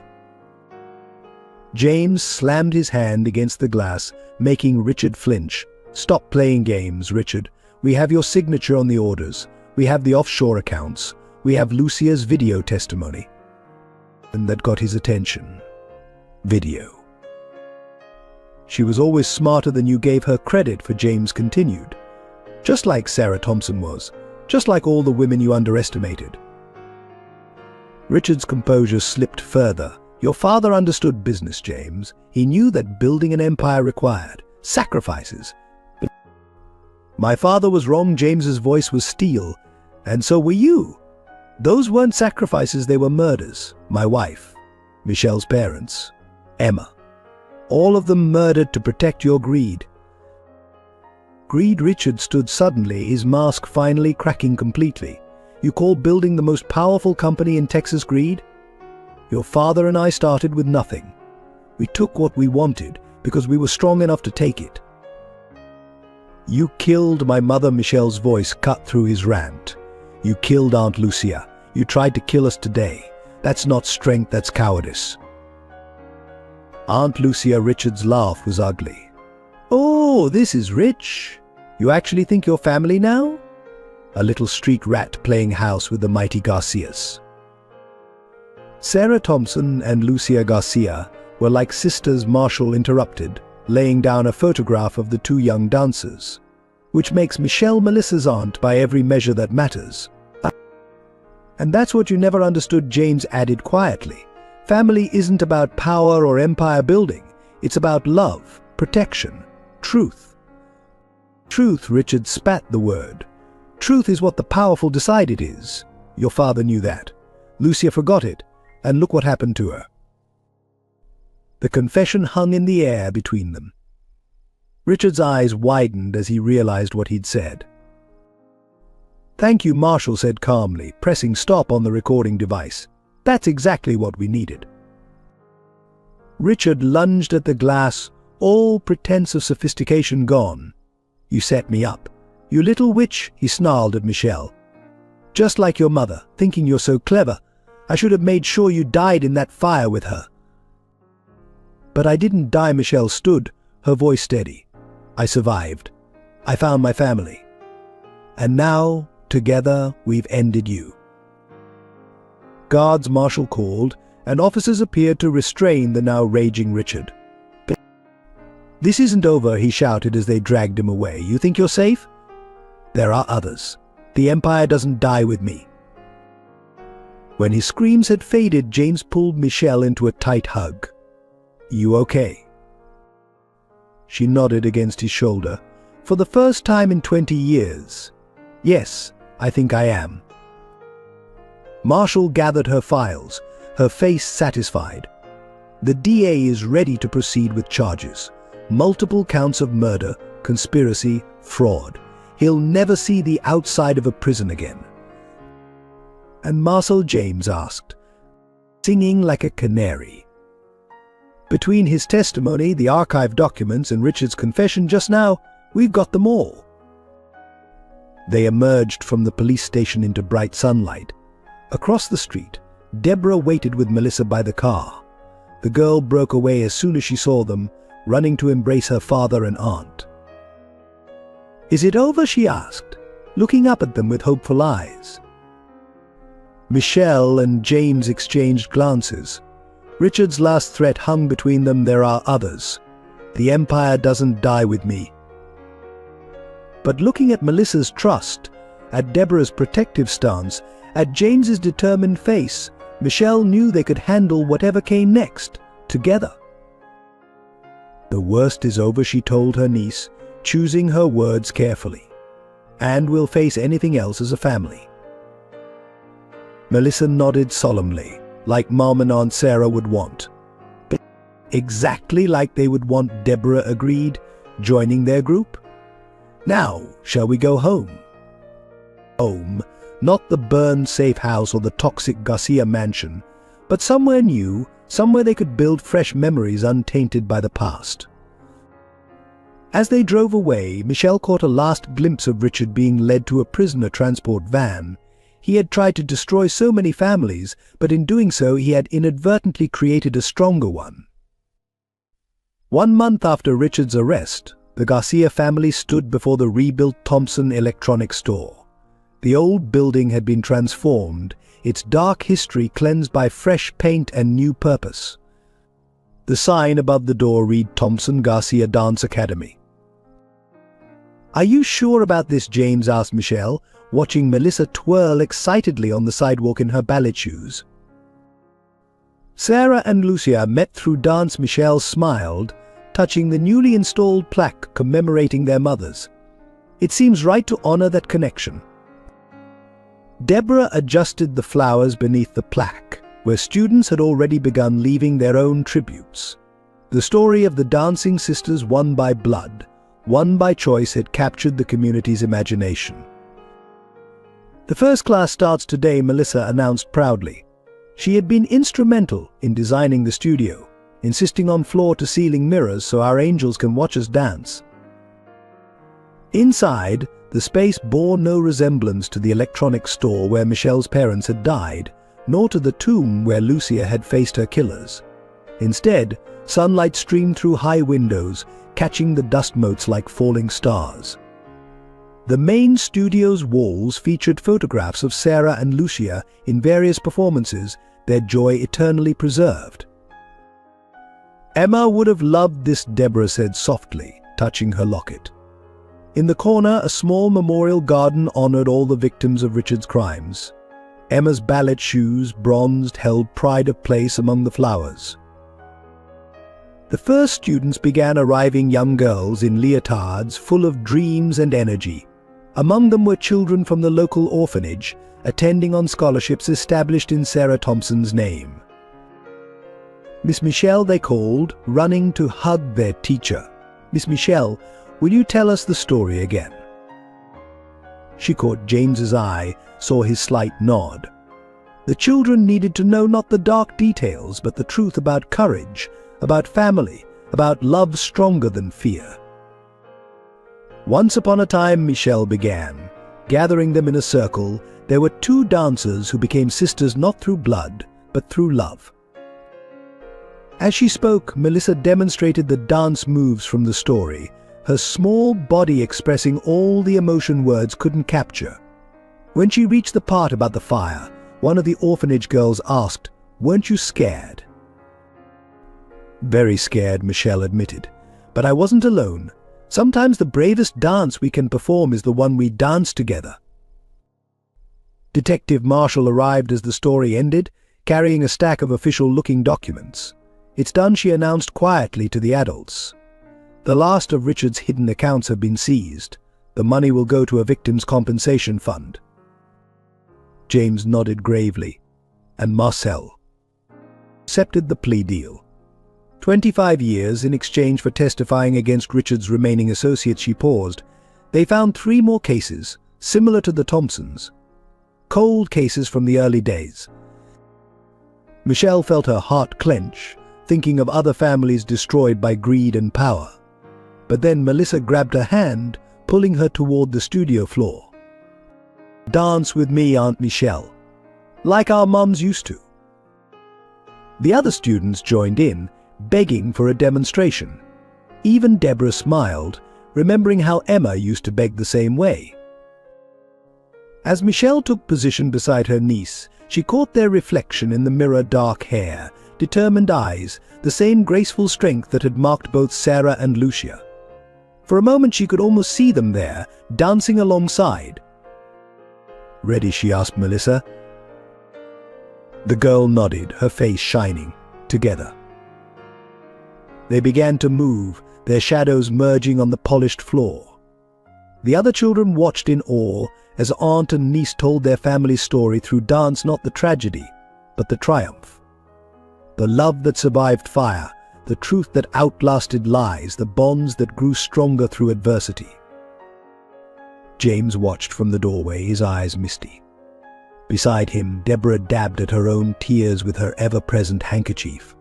Detective Marshall stayed to watch, understanding that this moment was as much a part of justice as any court verdict. When the dance ended, the children burst into applause. More parents were arriving, bringing more students, more stories waiting to be told through movement and music. "Mum would be proud," Melissa said, hugging Michelle tightly. "Both our mums would be proud." Michelle looked around at their newly forged family James, finding strength to lead with compassion Deborah, channeling her grief into protecting others Melissa, carrying both Sarah and Lucia's legacy forward with each graceful step. The morning sun painted patterns on the dance floor, like flames but gentle now, healing rather than destroying. They had transformed a place of tragedy into one of joy, turning darkness into light, just as they had transformed their own broken pieces into something beautiful and whole. "Yes," Michelle agreed, holding her niece close. "They're proud of all of us." And somewhere, in the shimmer of sunlight on mirrors, two sisters danced on. The call came at midnight, jolting James from his fitful sleep. Detective Marshall's voice was tense. "They've escaped. Richard and Marcel. There's a mole in the department." The world seemed to tilt on its axis. James rushed to check on Melissa, finding her safe in bed, Michelle already standing guard at her door. How Michelle demanded when he relayed the news, her face pale in the darkness. "Inside help," James said grimly.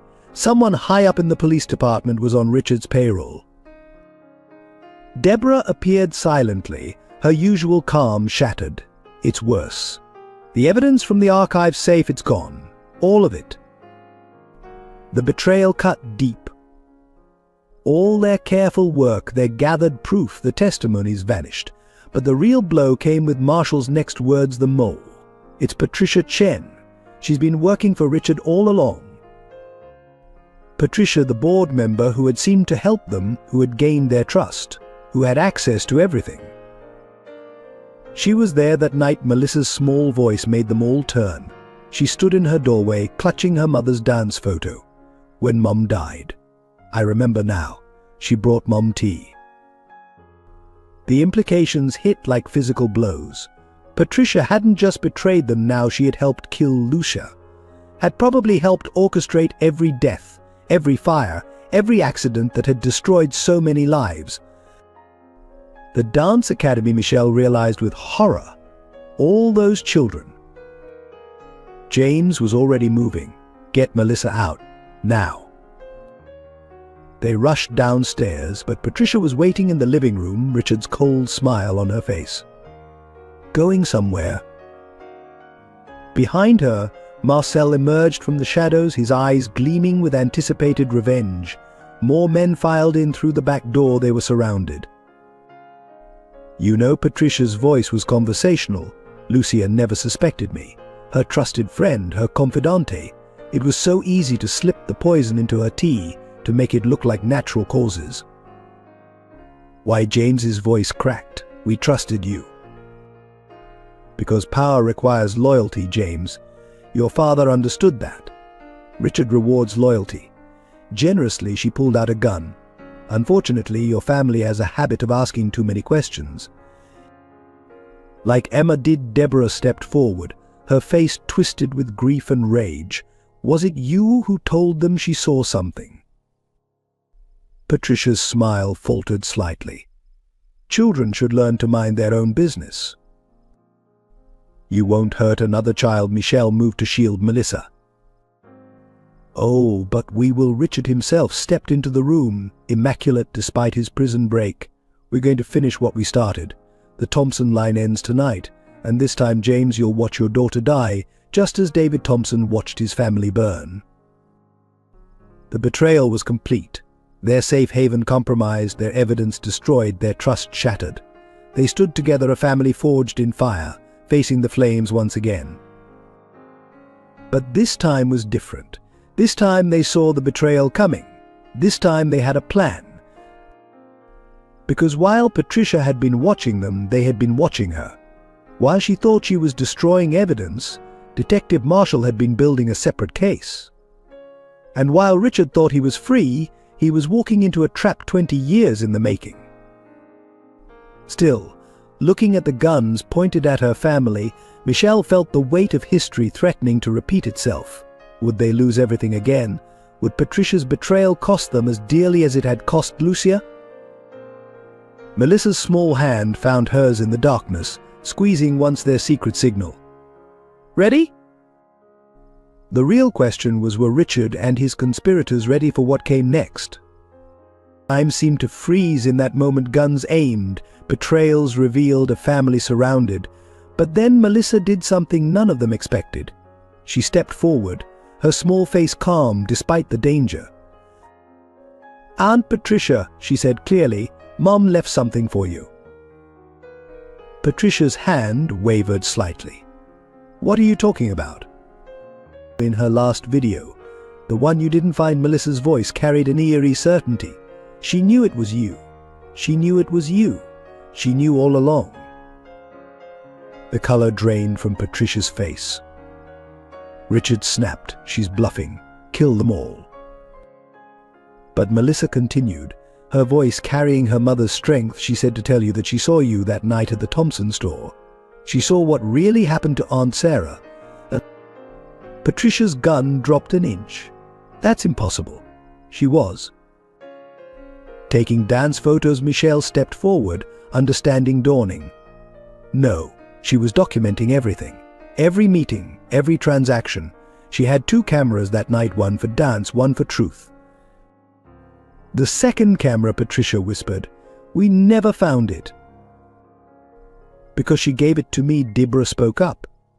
"Her trusted housekeeper, the one person you all overlooked." Richard's composure cracked. "Kill them. Now." But his men hesitated. Through the windows, red and blue lights began flashing. Detective Marshall's voice boomed through a megaphone. "The house is surrounded. All units move in." What happened next unfolded like a deadly dance. Patricia, panicked, swung her gun toward Melissa. Michelle moved without thinking, throwing herself forward. James lunged for Richard as Marshall raised his weapon. The gunshot echoed through the room. Patricia stumbled back, staring at her shoulder where Marshall's sniper's bullet had struck. Her gun clattered to the floor as FBI teams crashed through windows and doors. No, Richard reached for his own weapon, but James was faster. 20 years of suppressed rage fueled his punch, laying Richard out cold. Marshall managed one shot before being taken down, the bullet grazing Michelle's arm. But she barely felt it, focused only on getting to Melissa. The girl stood unharmed in the chaos, protected by Deborah's body. The housekeeper had shielded her, just as she couldn't shield Emma years ago. "It's over." Marshall strode in, surveying the scene. "We got them all, including Judge Harrison and 3 other conspirators." Patricia's confession triggered a domino effect. They're all turning on each other. As Richard and his conspirators were led away in handcuffs, Melissa ran to hug Michelle, her small body trembling now that the danger had passed. "How did you know?" Michelle asked softly. "About the camera." "I didn't," Melissa admitted. "But I remembered what you taught me. Sometimes the best defense is making them think you know their secrets." James gathered them both close, his eyes wet. "You're so much like your mother, both of you." Deborah touched her locket, now containing 2 pictures, Emma and Melissa. "We all did what our loved ones couldn't. We stood together." The house, no longer safe but still standing, creaked around them as dawn approached. They were battered but unbroken, their family bond stronger than any betrayal. Patricia's last words as she was led away echoed strangely. "I never wanted this. Lucia was my friend. But power changes everything." "No," Melissa said firmly, watching her former aunt taken away.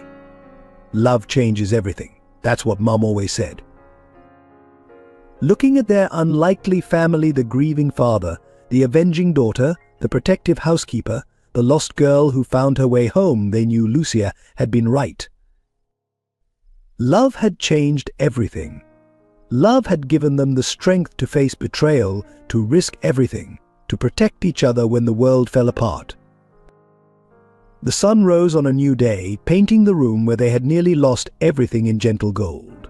They held each other close, understanding that while the tragedy of betrayal had touched them, it had not broken them. The Thompson Garcia Dance Academy stood silent in the early morning light, its windows still dark, its doors locked since the night of betrayal. Inside, dust had settled on the mirrors where young dancers once twirled, their dreams temporarily suspended by violence and fear. Michelle stood before the academy's entrance, her arm in a sling from Marcel's bullet. Beside her, Melissa held a single key, the key to reopening not just a building, but hope itself.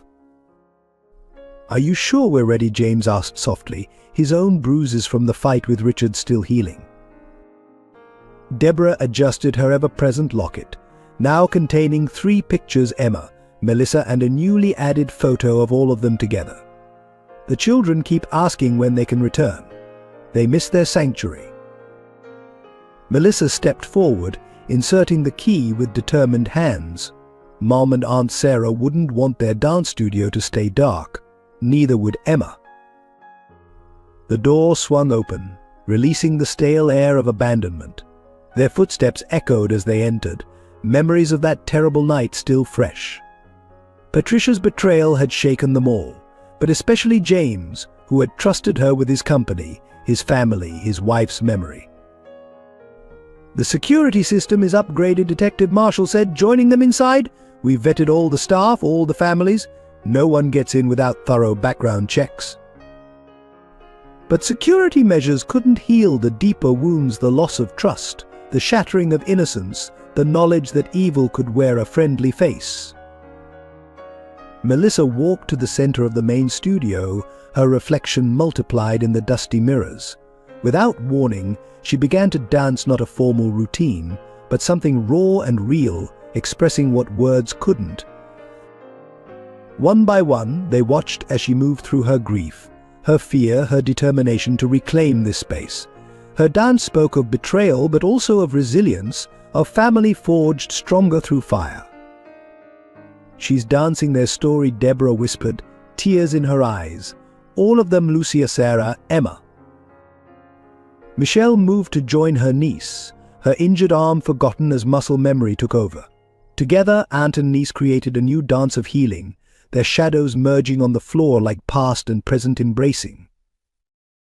James watched, remembering how Lucia used to dance away her troubles, how she believed in the power of movement to heal broken spirits. Even in her final video, she had spoken of life as a dance complex, sometimes painful, but beautiful in its continuity.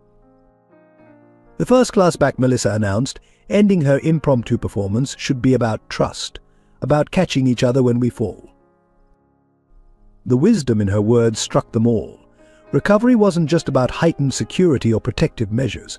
It was about learning to trust again, about refusing to let betrayal dim their light. Detective Marshall nodded approvingly. "You're rebuilding something important here. Not just a dance studio, but faith in human connection." They spent the day cleaning, erasing the physical traces of abandonment while acknowledging that some marks couldn't be wiped away. But perhaps they shouldn't be. Perhaps the scars were part of their story now. As sunlight began streaming through freshly washed windows, they heard voices outside. Their students had gathered, holding handmade signs: "We miss our dance family and love is stronger than fear." Melissa ran to open the door, letting in a flood of young dancers and their parents. The studio filled with life again, with laughter, with movement, with hope. "See," Melissa said to Michelle, watching the children warm up. "We're still dancing." Patricia and Richard couldn't stop the music.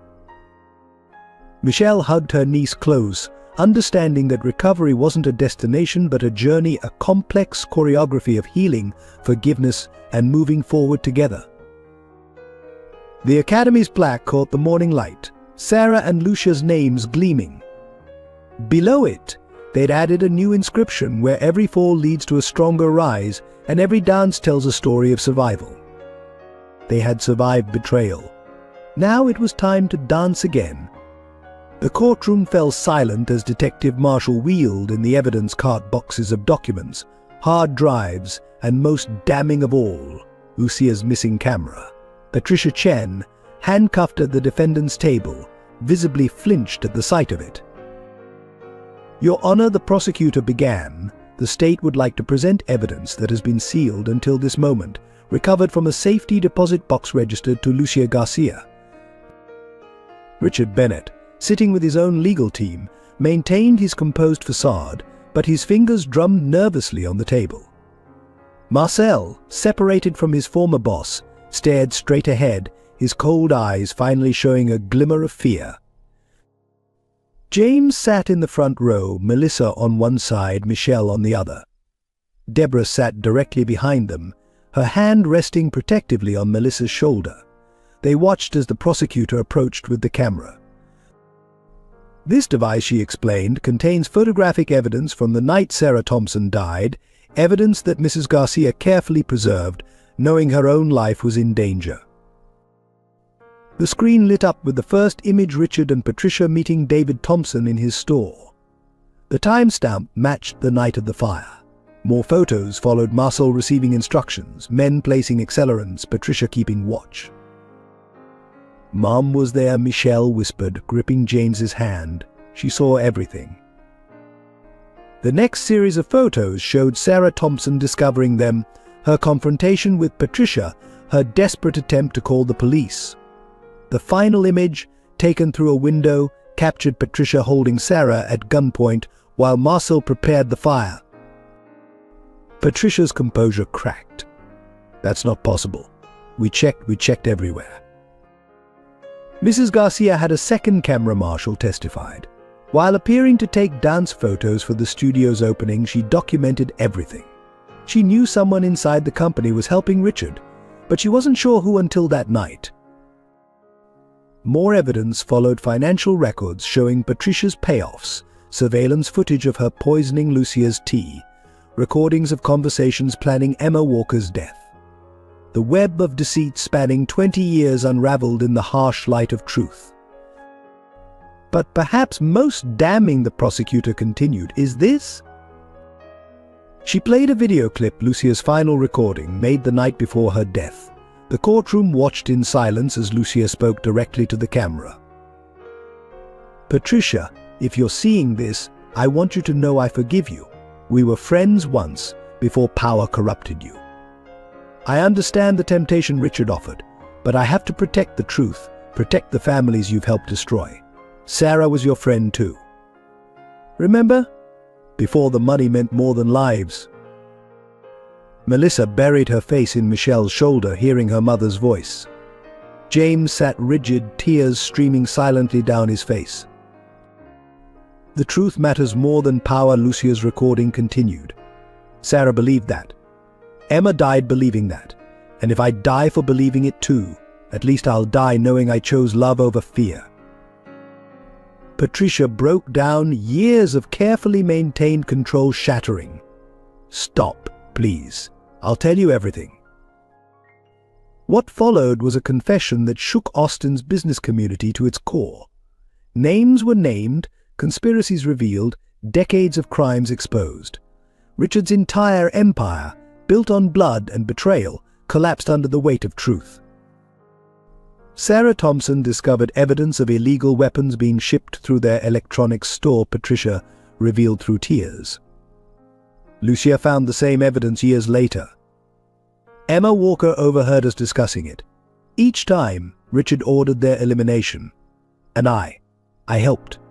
God help me, I helped. The judge called a recess, but the damage was done. Outside the courtroom, reporters swarmed, cameras flashed. Justice, long delayed, began rolling forward with unstoppable momentum. "Your mother," James said softly to Michelle, "she didn't die for nothing. Neither did Lucia. They died protecting the truth, protecting future families from experiencing what we did." Melissa, wise beyond her years, added, "They knew the truth would dance into the light eventually. That's why they left us the evidence. why they trusted us to finish their story. Deborah touched her locket, where Emma's picture lay close to her heart. Truth has a way of rising like cream to the top, no matter how hard they try to bury it. Michelle watched Patricia being led away, seeing not a monster but a woman who had lost her soul to greed, who had betrayed not just friends but her own humanity. "What happens now?" Melissa asked, looking at her assembled family. Now Michelle answered, hugging her niece close, "We honor their sacrifice by living in truth, by choosing love over power, by dancing in the light they helped reveal." The courtroom would reconvene, sentences would be passed, justice would be served.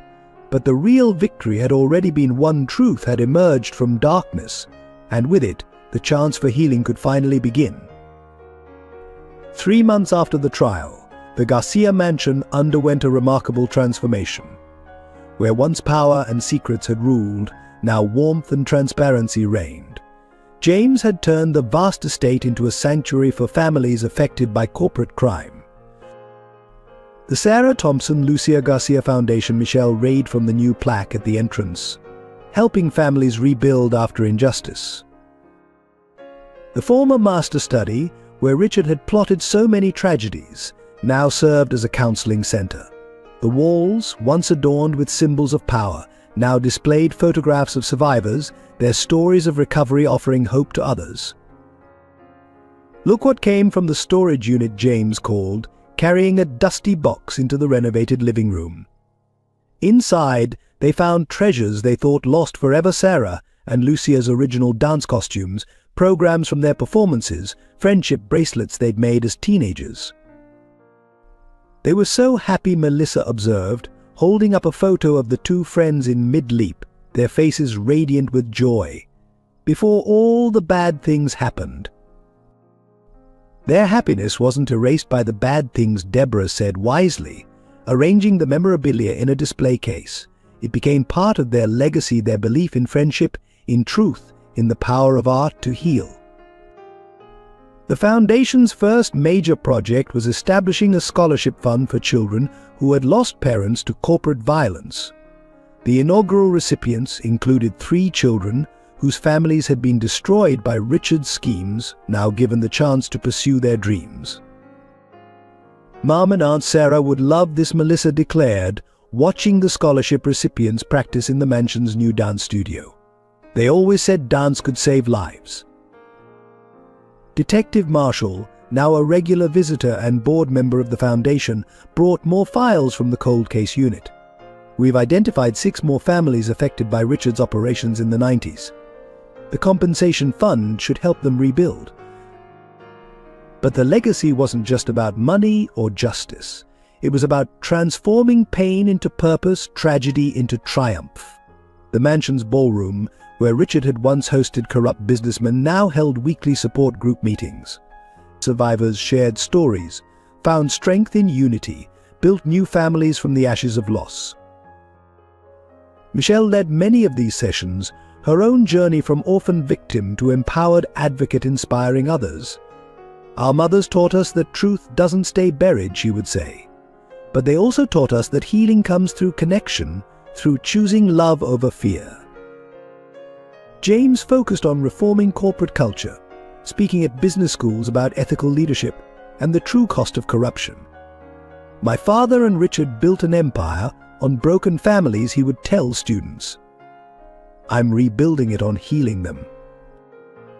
Deborah, who had protected in silence for so long, now trained security personnel to recognize signs of corporate crime. Her program, named for Emma, emphasized the importance of speaking up, of protecting the vulnerable, of choosing justice over comfort. The Foundation's work began attracting national attention. Other corporations, seeking to address their own dark histories, reached out for guidance. The model of transparency and restitution that James had established became a blueprint for corporate responsibility. One evening, as sunset painted the mansion in golden light, they gathered in the new memorial garden. Roses bloomed around the central fountain, each variety chosen to represent those lost: yellow for Sarah's sunshine spirit, deep red for Lucia's passion, pink for Emma's youth, white for all the unnamed victims. "I found this in Mum's old dance bag," Melissa said, holding up a worn notebook. Inside, Lucia had written, "Sometimes the greatest dance is the one that continues after we leave the stage. Our steps echo in the movements of those who follow. Our rhythm beats in the hearts we've touched." Michelle traced the words, recognizing her mother's influence in Lucia's philosophy. They knew, didn't they? They knew their fight would continue through us. "Not just through us," James added, watching the scholarship students practice their routines in the studio above. "Through everyone their story touches, everyone who chooses truth over power, love over fear." Deborah adjusted her locket, which now held a small piece of paper bearing Emma's favorite quote, "Dancing is like truthing, you can't fake it if you're really doing it." The legacy of Sarah Thompson and Lucia Garcia lived on not just in the Foundation's work, but in every life touched by their courage, every family healed by their sacrifice, every truth brought to light by their example. "We're still dancing their dance," Melissa said softly, taking her aunt's hand. "Every time we help someone, every time we speak the truth, every time we choose love." The setting sun cast their shadows long across the memorial garden, four figures united by loss, strengthened by truth, dedicated to ensuring that the legacy of their loved ones would continue to transform darkness into light. On the first anniversary of Richard's conviction, the Thompson-Garcia Dance Academy hosted a unique performance. The stage was set with photographs Sarah, Lucia, Emma, and all those lost to corporate greed, their faces illuminated by soft lights. "Are you ready, Michelle?" asked Melissa, adjusting her niece's costume, a perfect blend of Sarah and Lucia's signature styles. The theater was packed with survivors and their families, students and supporters, all gathered to witness what they called the healing dance. Detective Marshall sat in the front row beside James, while Deborah supervised the lighting from backstage, her locket gleaming in the dim light. The performance began with Melissa alone on stage, dancing to a recording of Lucia's voice, reading from her final diary entry, "To my daughter, dance your truth, even when the music seems to have stopped. The rhythm lives in your heart." As the voice faded, Michelle joined her niece. Their duet told the story of loss, of searching, of finding each other. When they reached the moment of their reunion, other dancers emerged, students from the academy, each representing a family touched by tragedy, each moving to reclaim their narrative. James watched from the audience, tears streaming freely as his daughter and sister-in-law danced the story of their healing. He saw Sarah in Michelle's strength, Lucia in Melissa's grace, and something entirely new in their combined resilience. The performance reached its climax with a sequence they called the Truth Dance, the stage filled with dancers, each carrying a photograph of their lost loved ones. As they moved together, the photographs caught the light, creating a kaleidoscope of remembrance and redemption. "This is for you," Deborah whispered from backstage, watching a young dancer perform the routine Emma had loved. The girl wore a pink ribbon in her hair, just as Emma had, carrying her spirit forward through movement. In the final scene, Michelle and Melissa performed a piece they had choreographed together, set to a melody that blended Sarah and Lucia's favorite songs. Their movements spoke of forgiveness, not of forgiveness, not of Richard and his conspirators, but of themselves for the guilt and anger they had carried. "Look," James pointed quietly to Marshall. The detective was watching two young girls in the performance, daughters of one of Richard's earliest victims, now scholarship students at the academy. Their dance celebrated their father's memory while claiming their own future. As the music soared, the dancers created a living memorial, their bodies forming patterns of loss and recovery, darkness and light, separation and reunion. The audience, many of whom had lived similar stories of corporate violence, found themselves moving in their seats, swaying with the rhythm of collective healing. The performance ended with a gesture that left few eyes dry. Each dancer placed their photograph in a circle at center stage, then reached out to connect with those around them, creating an unbroken chain of support and understanding. Afterward, in the Academy's reception hall, survivors shared stories with newfound freedom. The weight of secrecy had been lifted by truth, allowing real healing to begin. "Your mothers would be so proud," an elderly dance teacher told Michelle and Melissa. "They always said art could heal what justice alone cannot." Deborah, surrounded by parents of her security training program participants, shared Emma's story without tears for the first time. She loved to watch the dancers, she said, touching her locket. "Now she watches through all of you." James found himself embraced by families he had helped through the foundation. "You turned your father's legacy of destruction into one of restoration," they told him. "You've given us back our dignity." Detective Marshall, who had seen the darkest side of corporate crime, watched the healing unfold with satisfaction. "This is true justice," she observed. "Not just punishment, but restoration. Not just truth, but transformation." As the evening wound down, Michelle found Melissa sitting in the empty theater, looking at the photographs still arranged on stage. "Do you think they can see us?" Melissa asked softly. "Mom and Aunt Sarah and Emma." "I think they dance with us every day," Michelle answered, sitting beside her niece. "In our choices, in our love, in our determination to help others heal." The theater's ghost light cast a gentle glow on the photographs, making them seem alive with possibility. Each face represented not just a loss, but a catalyst for change, a reason to keep dancing toward truth and healing. "We're not just their legacy," Melissa said wisely. "We're their continuation. Their dance goes on through us." Michelle hugged her niece, understanding that healing wasn't an endpoint but a journey, one they would dance together, step by step, day by day, truth by truth. 5 years after Richard's conviction, the Garcia mansion had transformed completely. Where once dark secrets lurked in every corner, now sunlight streamed through open windows, illuminating walls covered with photographs of healing families and successful foundation projects. James sat in his newly renovated office, reviewing applications for the next round of Sarah Thompson-Lucia Garcia scholarships. On his desk stood a recent photo of Melissa performing at her first professional dance recital, Michelle beaming beside her, Deborah clutching her ever-present locket, all of them surrounded by students from the academy. A knock at the door preceded Detective Marshall's entrance. Now retired from the force, she served as the Foundation's head of investigations, helping other families uncover corporate crimes and seek justice. "You'll want to see this," she said, placing a file on his desk. 3 more companies have adopted our transparency protocols. The ripple effect is spreading." James smiled, remembering Lucia's words. Truth has a way of dancing into the light. Their work was changing corporate culture, one company at a time. In the dance studio downstairs, Michelle watched Melissa teach a class of young survivors. At 16, her niece had blossomed into a remarkable young woman, carrying both Sarah and Lucia's spirit in every movement. "Remember," Melissa told her students, "dance isn't about forgetting our pain. It's about transforming it into something beautiful."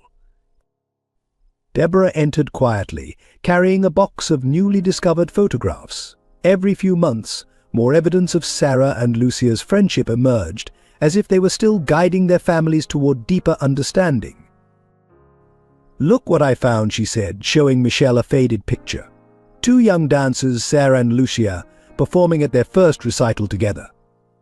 On the back, in Lucia's handwriting, "Some friendships transcend time. Some truths outlive lies. Some dances never end." The foundation had grown beyond their wildest dreams. What started as a mission to help corporate crime victims had evolved into a movement for business ethics reform. Companies nationwide sought their guidance on transparency and accountability. "Mum would love this," Melissa said during a break, watching families gather for their weekly support group. She and Aunt Sarah believed in the power of community to heal wounds. The mansion's gardens, once manicured to perfection for Richard's power parties, now bloomed wild and free. Emma's memorial fountain burbled peacefully, surrounded by flowers planted by children learning to trust again. Deborah had finally found peace too. Her security training program had prevented countless crimes, saved numerous families from experiencing what she had endured. Emma's death, while still painful, had become a catalyst for positive change. Sometimes she told her trainees, "The greatest tribute we can pay our lost loved ones is to protect others from similar fate." The future stretched bright before them, full of possibility. The Thompson Garcia Dance Academy had opened branches in 3 states, each offering sanctuary and healing through art. The Foundation's legal team, led by survivors of corporate crime, worked tirelessly to change laws and protect vulnerable families. One evening, as sunset painted the mansion in golden light, they gathered in the memorial garden. James watched Melissa rehearse for her upcoming performance a piece she had choreographed about the future growing from the past. "Sarah and Lucia would be amazed," Michelle said softly. "Their friendship, their sacrifice, it created all of this." "Not just their sacrifice," James replied. "Your courage, Melissa's resilience, Deborah's dedication, we all played our part in this dance." Detective Marshall joined them, carrying news about Richard. He had died in prison, alone and powerless, while the truth he tried to bury flourished in the light. The interesting thing, she noted, is how many of his former associates now support our work. They've seen that transparency brings more prosperity than corruption ever could.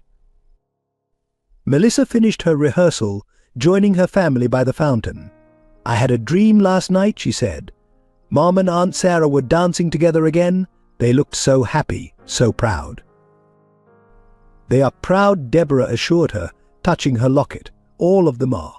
Emma too." The future stretched before them like an empty stage, ready for new dances of truth and healing. The Foundation's work would continue, touching more lives, revealing more truths, fostering more healing. "We'll keep dancing their dance," Michelle promised, embracing her niece. "Keep telling their story through every life we touch, every family we help, every truth we bring to light." As night fell, the garden's lights illuminated their path forward. The mansion, once a symbol of power and corruption, now stood as a beacon of hope and transformation. In its halls, the next generation learned to dance with truth, to move with courage, to transform pain into purpose. The legacy of Sarah Thompson and Lucia Garcia lived on, not just in their daughters, but in every life touched by their story, every truth revealed in their name, every dance of healing performed in their honor. 10 years to the day after Richard's arrest, the Thompson Garcia Dance Academy hosted a very special celebration. The old Thompson Electronics store, now a thriving dance studio and community center, was filled with light, music, and the warmth of hundreds of gathered families. Melissa, now 21 and a professional dancer, stood center stage beside Michelle. Together, they prepared to unveil a permanent installation, a wall of illuminated photographs telling their family's story from tragedy to triumph. "Today," Melissa began, her voice carrying her mother's strength, "we celebrate not just survival, but transformation. 10 years ago, we stood in darkness. Today, we dance in light." The wall illuminated section by section. First, Sarah and Lucia as young dancers, their friendship blazing through time. Then, the dark years newspaper clippings about the Thompson fire, Lucia's death, Emma's tragedy. Finally, the restoration, the academy's opening, healing performances, scholarship recipients, families rebuilt.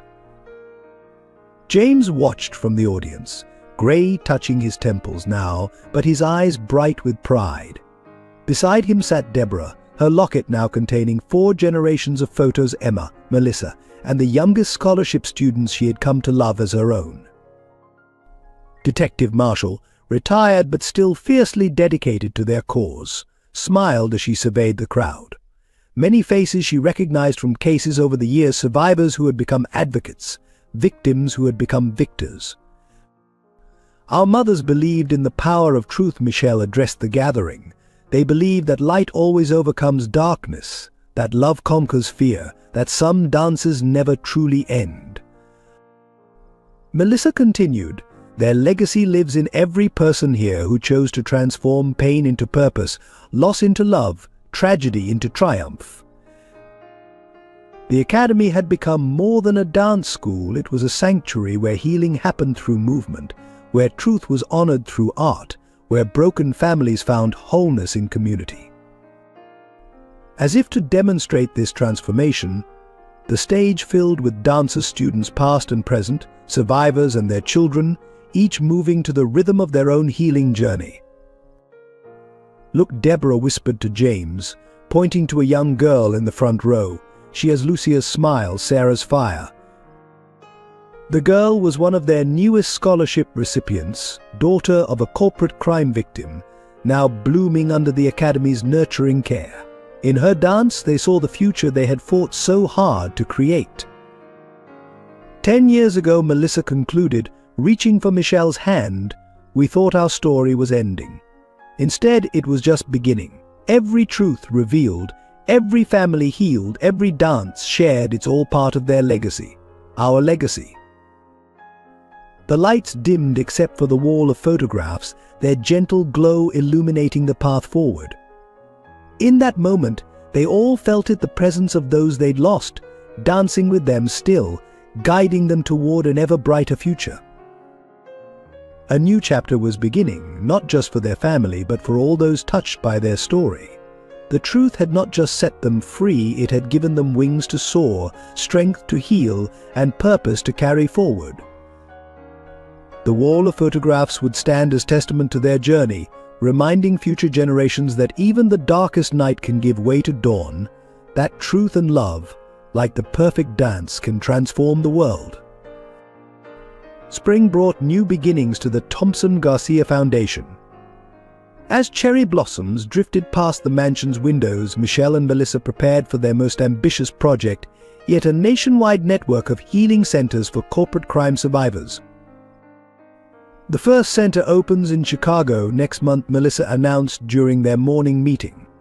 At 21, she had grown into a poised young woman who balanced her professional dance career with the foundation's work. "We're calling it the Sarah and Lucia Center for Truth and Healing." James beamed with pride from his place at the conference table. The foundation's boardroom, once Richard's domain of darkness, now housed dreams of restoration and hope. On the walls hung photographs of their success stories, hundreds of families rebuilt, lives restored, truths uncovered. "Emma would have been 30 today," Deborah said softly, touching her locket. "Sometimes I think she guided us to this moment." The new centers would combine everything they'd learned over the years: dance therapy, legal support, counseling, and community building. Each would feature a wall of truth like the one in their academy, telling stories of survival and transformation.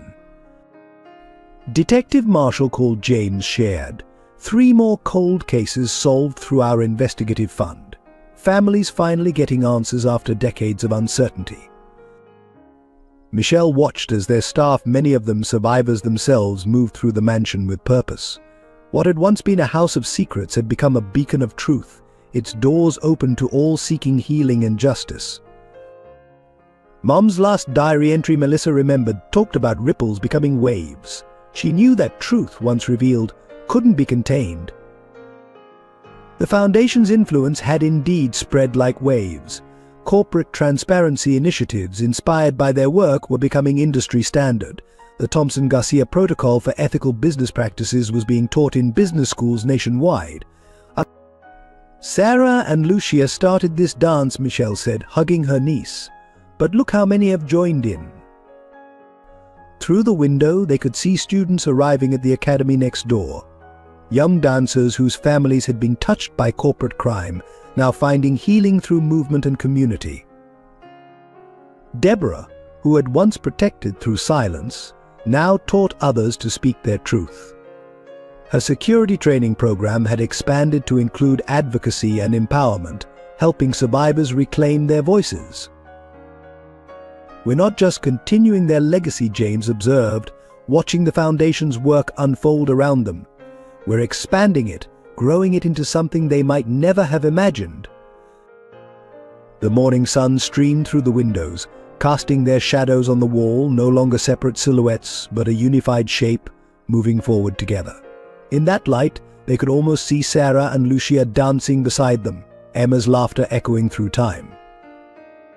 "The truth really does set you free," Melissa said, repeating her mother's favorite phrase, "but it's love that helps you soar." As they prepared for another day of healing work, their family story continued to inspire others. Each truth revealed, each family restored, each dance shared was a testament to the power of love over fear, light over darkness, hope over despair. The legacy of Sarah Thompson and Lucia Garcia lived on, not just in their daughters, but in every life touched by their courage, every truth brought to light in their name, every dance of healing performed in their honor. Spring breeze carried cherry blossoms past the windows, nature's reminder that beauty can bloom from the hardest ground, that new beginnings are always possible, that some dances truly never end. Christmas Eve at the Garcia mansion brought a different kind of celebration. Where once power plays and secrets had dominated holiday gatherings, now laughter and love filled every corner. The great room, decorated with photographs of their extended family of survivors, glowed with warmth. Melissa, home from her international dance tour, sat at the piano playing the songs her mother and Aunt Sarah had once danced to. "Remember our first Christmas together?" Michelle asked, helping Deborah arrange presents under the tree. Each gift tag bore the name of a child from their foundation's programs. Tomorrow's celebration would include dozens of families touched by their work. "How could I forget?" James smiled, hanging an ornament crafted from one of Lucia's old ballet shoes. "We were all still so fragile, so unsure. Now look at us." Deborah touched her locket, which now held a collection of photos that told their story: Emma's sweet smile, Melissa's first dance recital, Michelle's graduation from law school, James receiving a humanitarian award for the foundation's work. "We're not just survivors anymore," Melissa said, her fingers still moving over the keys. "We're a family chosen by love, united by truth." The doorbell rang, announcing the arrival of Detective Marshall and her family. Over the years, she had become much more than an ally. She was part of their chosen family, her dedication to justice matching their own. "Brought some files, even though it's Christmas," she announced with a wink. 3 more families just found answers through our cold case initiative." They gathered around the fireplace, where photographs of Sarah and Lucia took pride of place. The 2 friends, forever young in their dance costumes, seemed to smile down at the family they'd never imagined but somehow helped create. "To think," Michelle mused, "their friendship started with a simple dance class. Now look at how many lives they've touched." Melissa began playing Silent Night, the same song that had been playing the night they'd first discovered their true connection.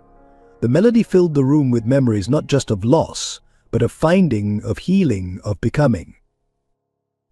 "Emma loved this song," Deborah said softly, but without the crushing grief that had once accompanied such memories. Time and love had transformed her pain into purpose, her loss into legacy. James watched his daughter at the piano, seeing echoes of Lucia in her grace, Sarah in her strength, and something entirely her own in her spirit. They had all changed, grown, become more than their tragedies had threatened to make them. Outside, snow began to fall, transforming the foundation's grounds into a wonderland. Tomorrow, these spaces would fill with families celebrating their own journeys from darkness to light. But tonight was for their core family, the ones who had started this dance of healing. "I had a dream last night," Melissa shared, her music softening. "Mom and Aunt Sarah were dancing in this room. Emma was watching, clapping. They were so happy, so proud of what we built." "They are proud," Michelle assured her, embracing her niece. "They see their love living on in every life we touch, every truth we uncover, every family we help heal." As midnight approached, they raised their glasses in their annual toast, not to the past's pain, but to the future's promise. Their family, forged in fire and strengthened by truth, stood as testimony to love's power to transform tragedy into triumph. The mansion, once a monument to power and greed, had become a sanctuary of healing and hope, and in its warm embrace, a family united by choice rather than blood celebrated the greatest gift of all, the power of love to dance through darkness into light. On the 25th anniversary of the Thompson Garcia Dance Academy, the stage was set for a performance unlike any other. The old theater, filled with generations of survivors and their families, hummed with anticipation. Melissa, now an internationally acclaimed dancer, stood in the wings beside Michelle. They wore costumes that echoed Sarah and Lucia's final duet, a dance of sisterhood, now transformed into a celebration of healing and hope. "Ready?" Michelle asked, squeezing her niece's hand. "They're all here," Melissa whispered. "Can you feel them?" In the audience, James sat between Deborah and Detective Marshall. His hair had turned silver, but his eyes still shone with the same determination that had helped transform tragedy into triumph. The lights dimmed, and Melissa stepped onto the stage alone. Her dance began with lost movements that spoke of fire, of fear, of families torn apart. But then Michelle joined her, and the story changed. Their duet told the story of finding each other, of truth emerging from darkness, of love stronger than fear. As they danced, images projected behind them Sarah and Lucia in their prime, Emma's smiling face, photographs of hundreds of families healed through their foundation's work. From the audience, Deborah watched through tears of joy, her locket open to reveal 4 generations of love: Emma, Melissa, the children they'd helped, and now their own children, carrying the legacy forward. The performance reached its peak as dancers from every year of the Academy joined them on stage: survivors, children of survivors, those who had found healing through movement and truth. Each carried a light until the stage blazed with hope. "Look, Detective," Marshall whispered to James, pointing to a group of young dancers. "Children of the families we helped, dancing their own stories now." The final sequence brought everything full circle. Melissa and Michelle performed the very dance Sarah and Lucia had choreographed about friendship transcending time. But now it carried new meaning, speaking not just of 2 friends, but of generations united by love and truth. As the music swelled, the dancers created a living tribute to all they'd lost and all they'd found. Their movement spoke of justice served, of healing achieved, of darkness transformed into light.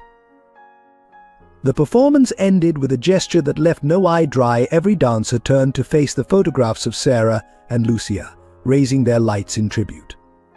In that moment, past and present merged, and all could feel the presence of those who had started this dance of truth and healing. Afterward, in the theater's garden, 3 generations of survivors gathered to celebrate. Children played, families shared stories, and the night air filled with music and laughter. "Mum would love this," Melissa said, watching the community their pain had birthed. She and Aunt Sarah believed in the power of dance to heal souls. "They gave us the first steps," Michelle agreed, hugging her niece. "But look at the dance we've created together." James joined them, wrapping an arm around each. "You've taken their legacy further than they could have dreamed." Deborah, surrounded by her extended family of survivors, finally closed her locket. She didn't need it anymore. Love lived in the faces around her, in the laughter of healed hearts, in the movements of those who had learned to dance again. As night fell, the garden lights illuminated their path forward. The dance would continue through new generations, each adding their own steps to the story of truth, healing, and love's triumph over darkness. In the end, it was Melissa who summed up their journey best. "Some dances never truly end.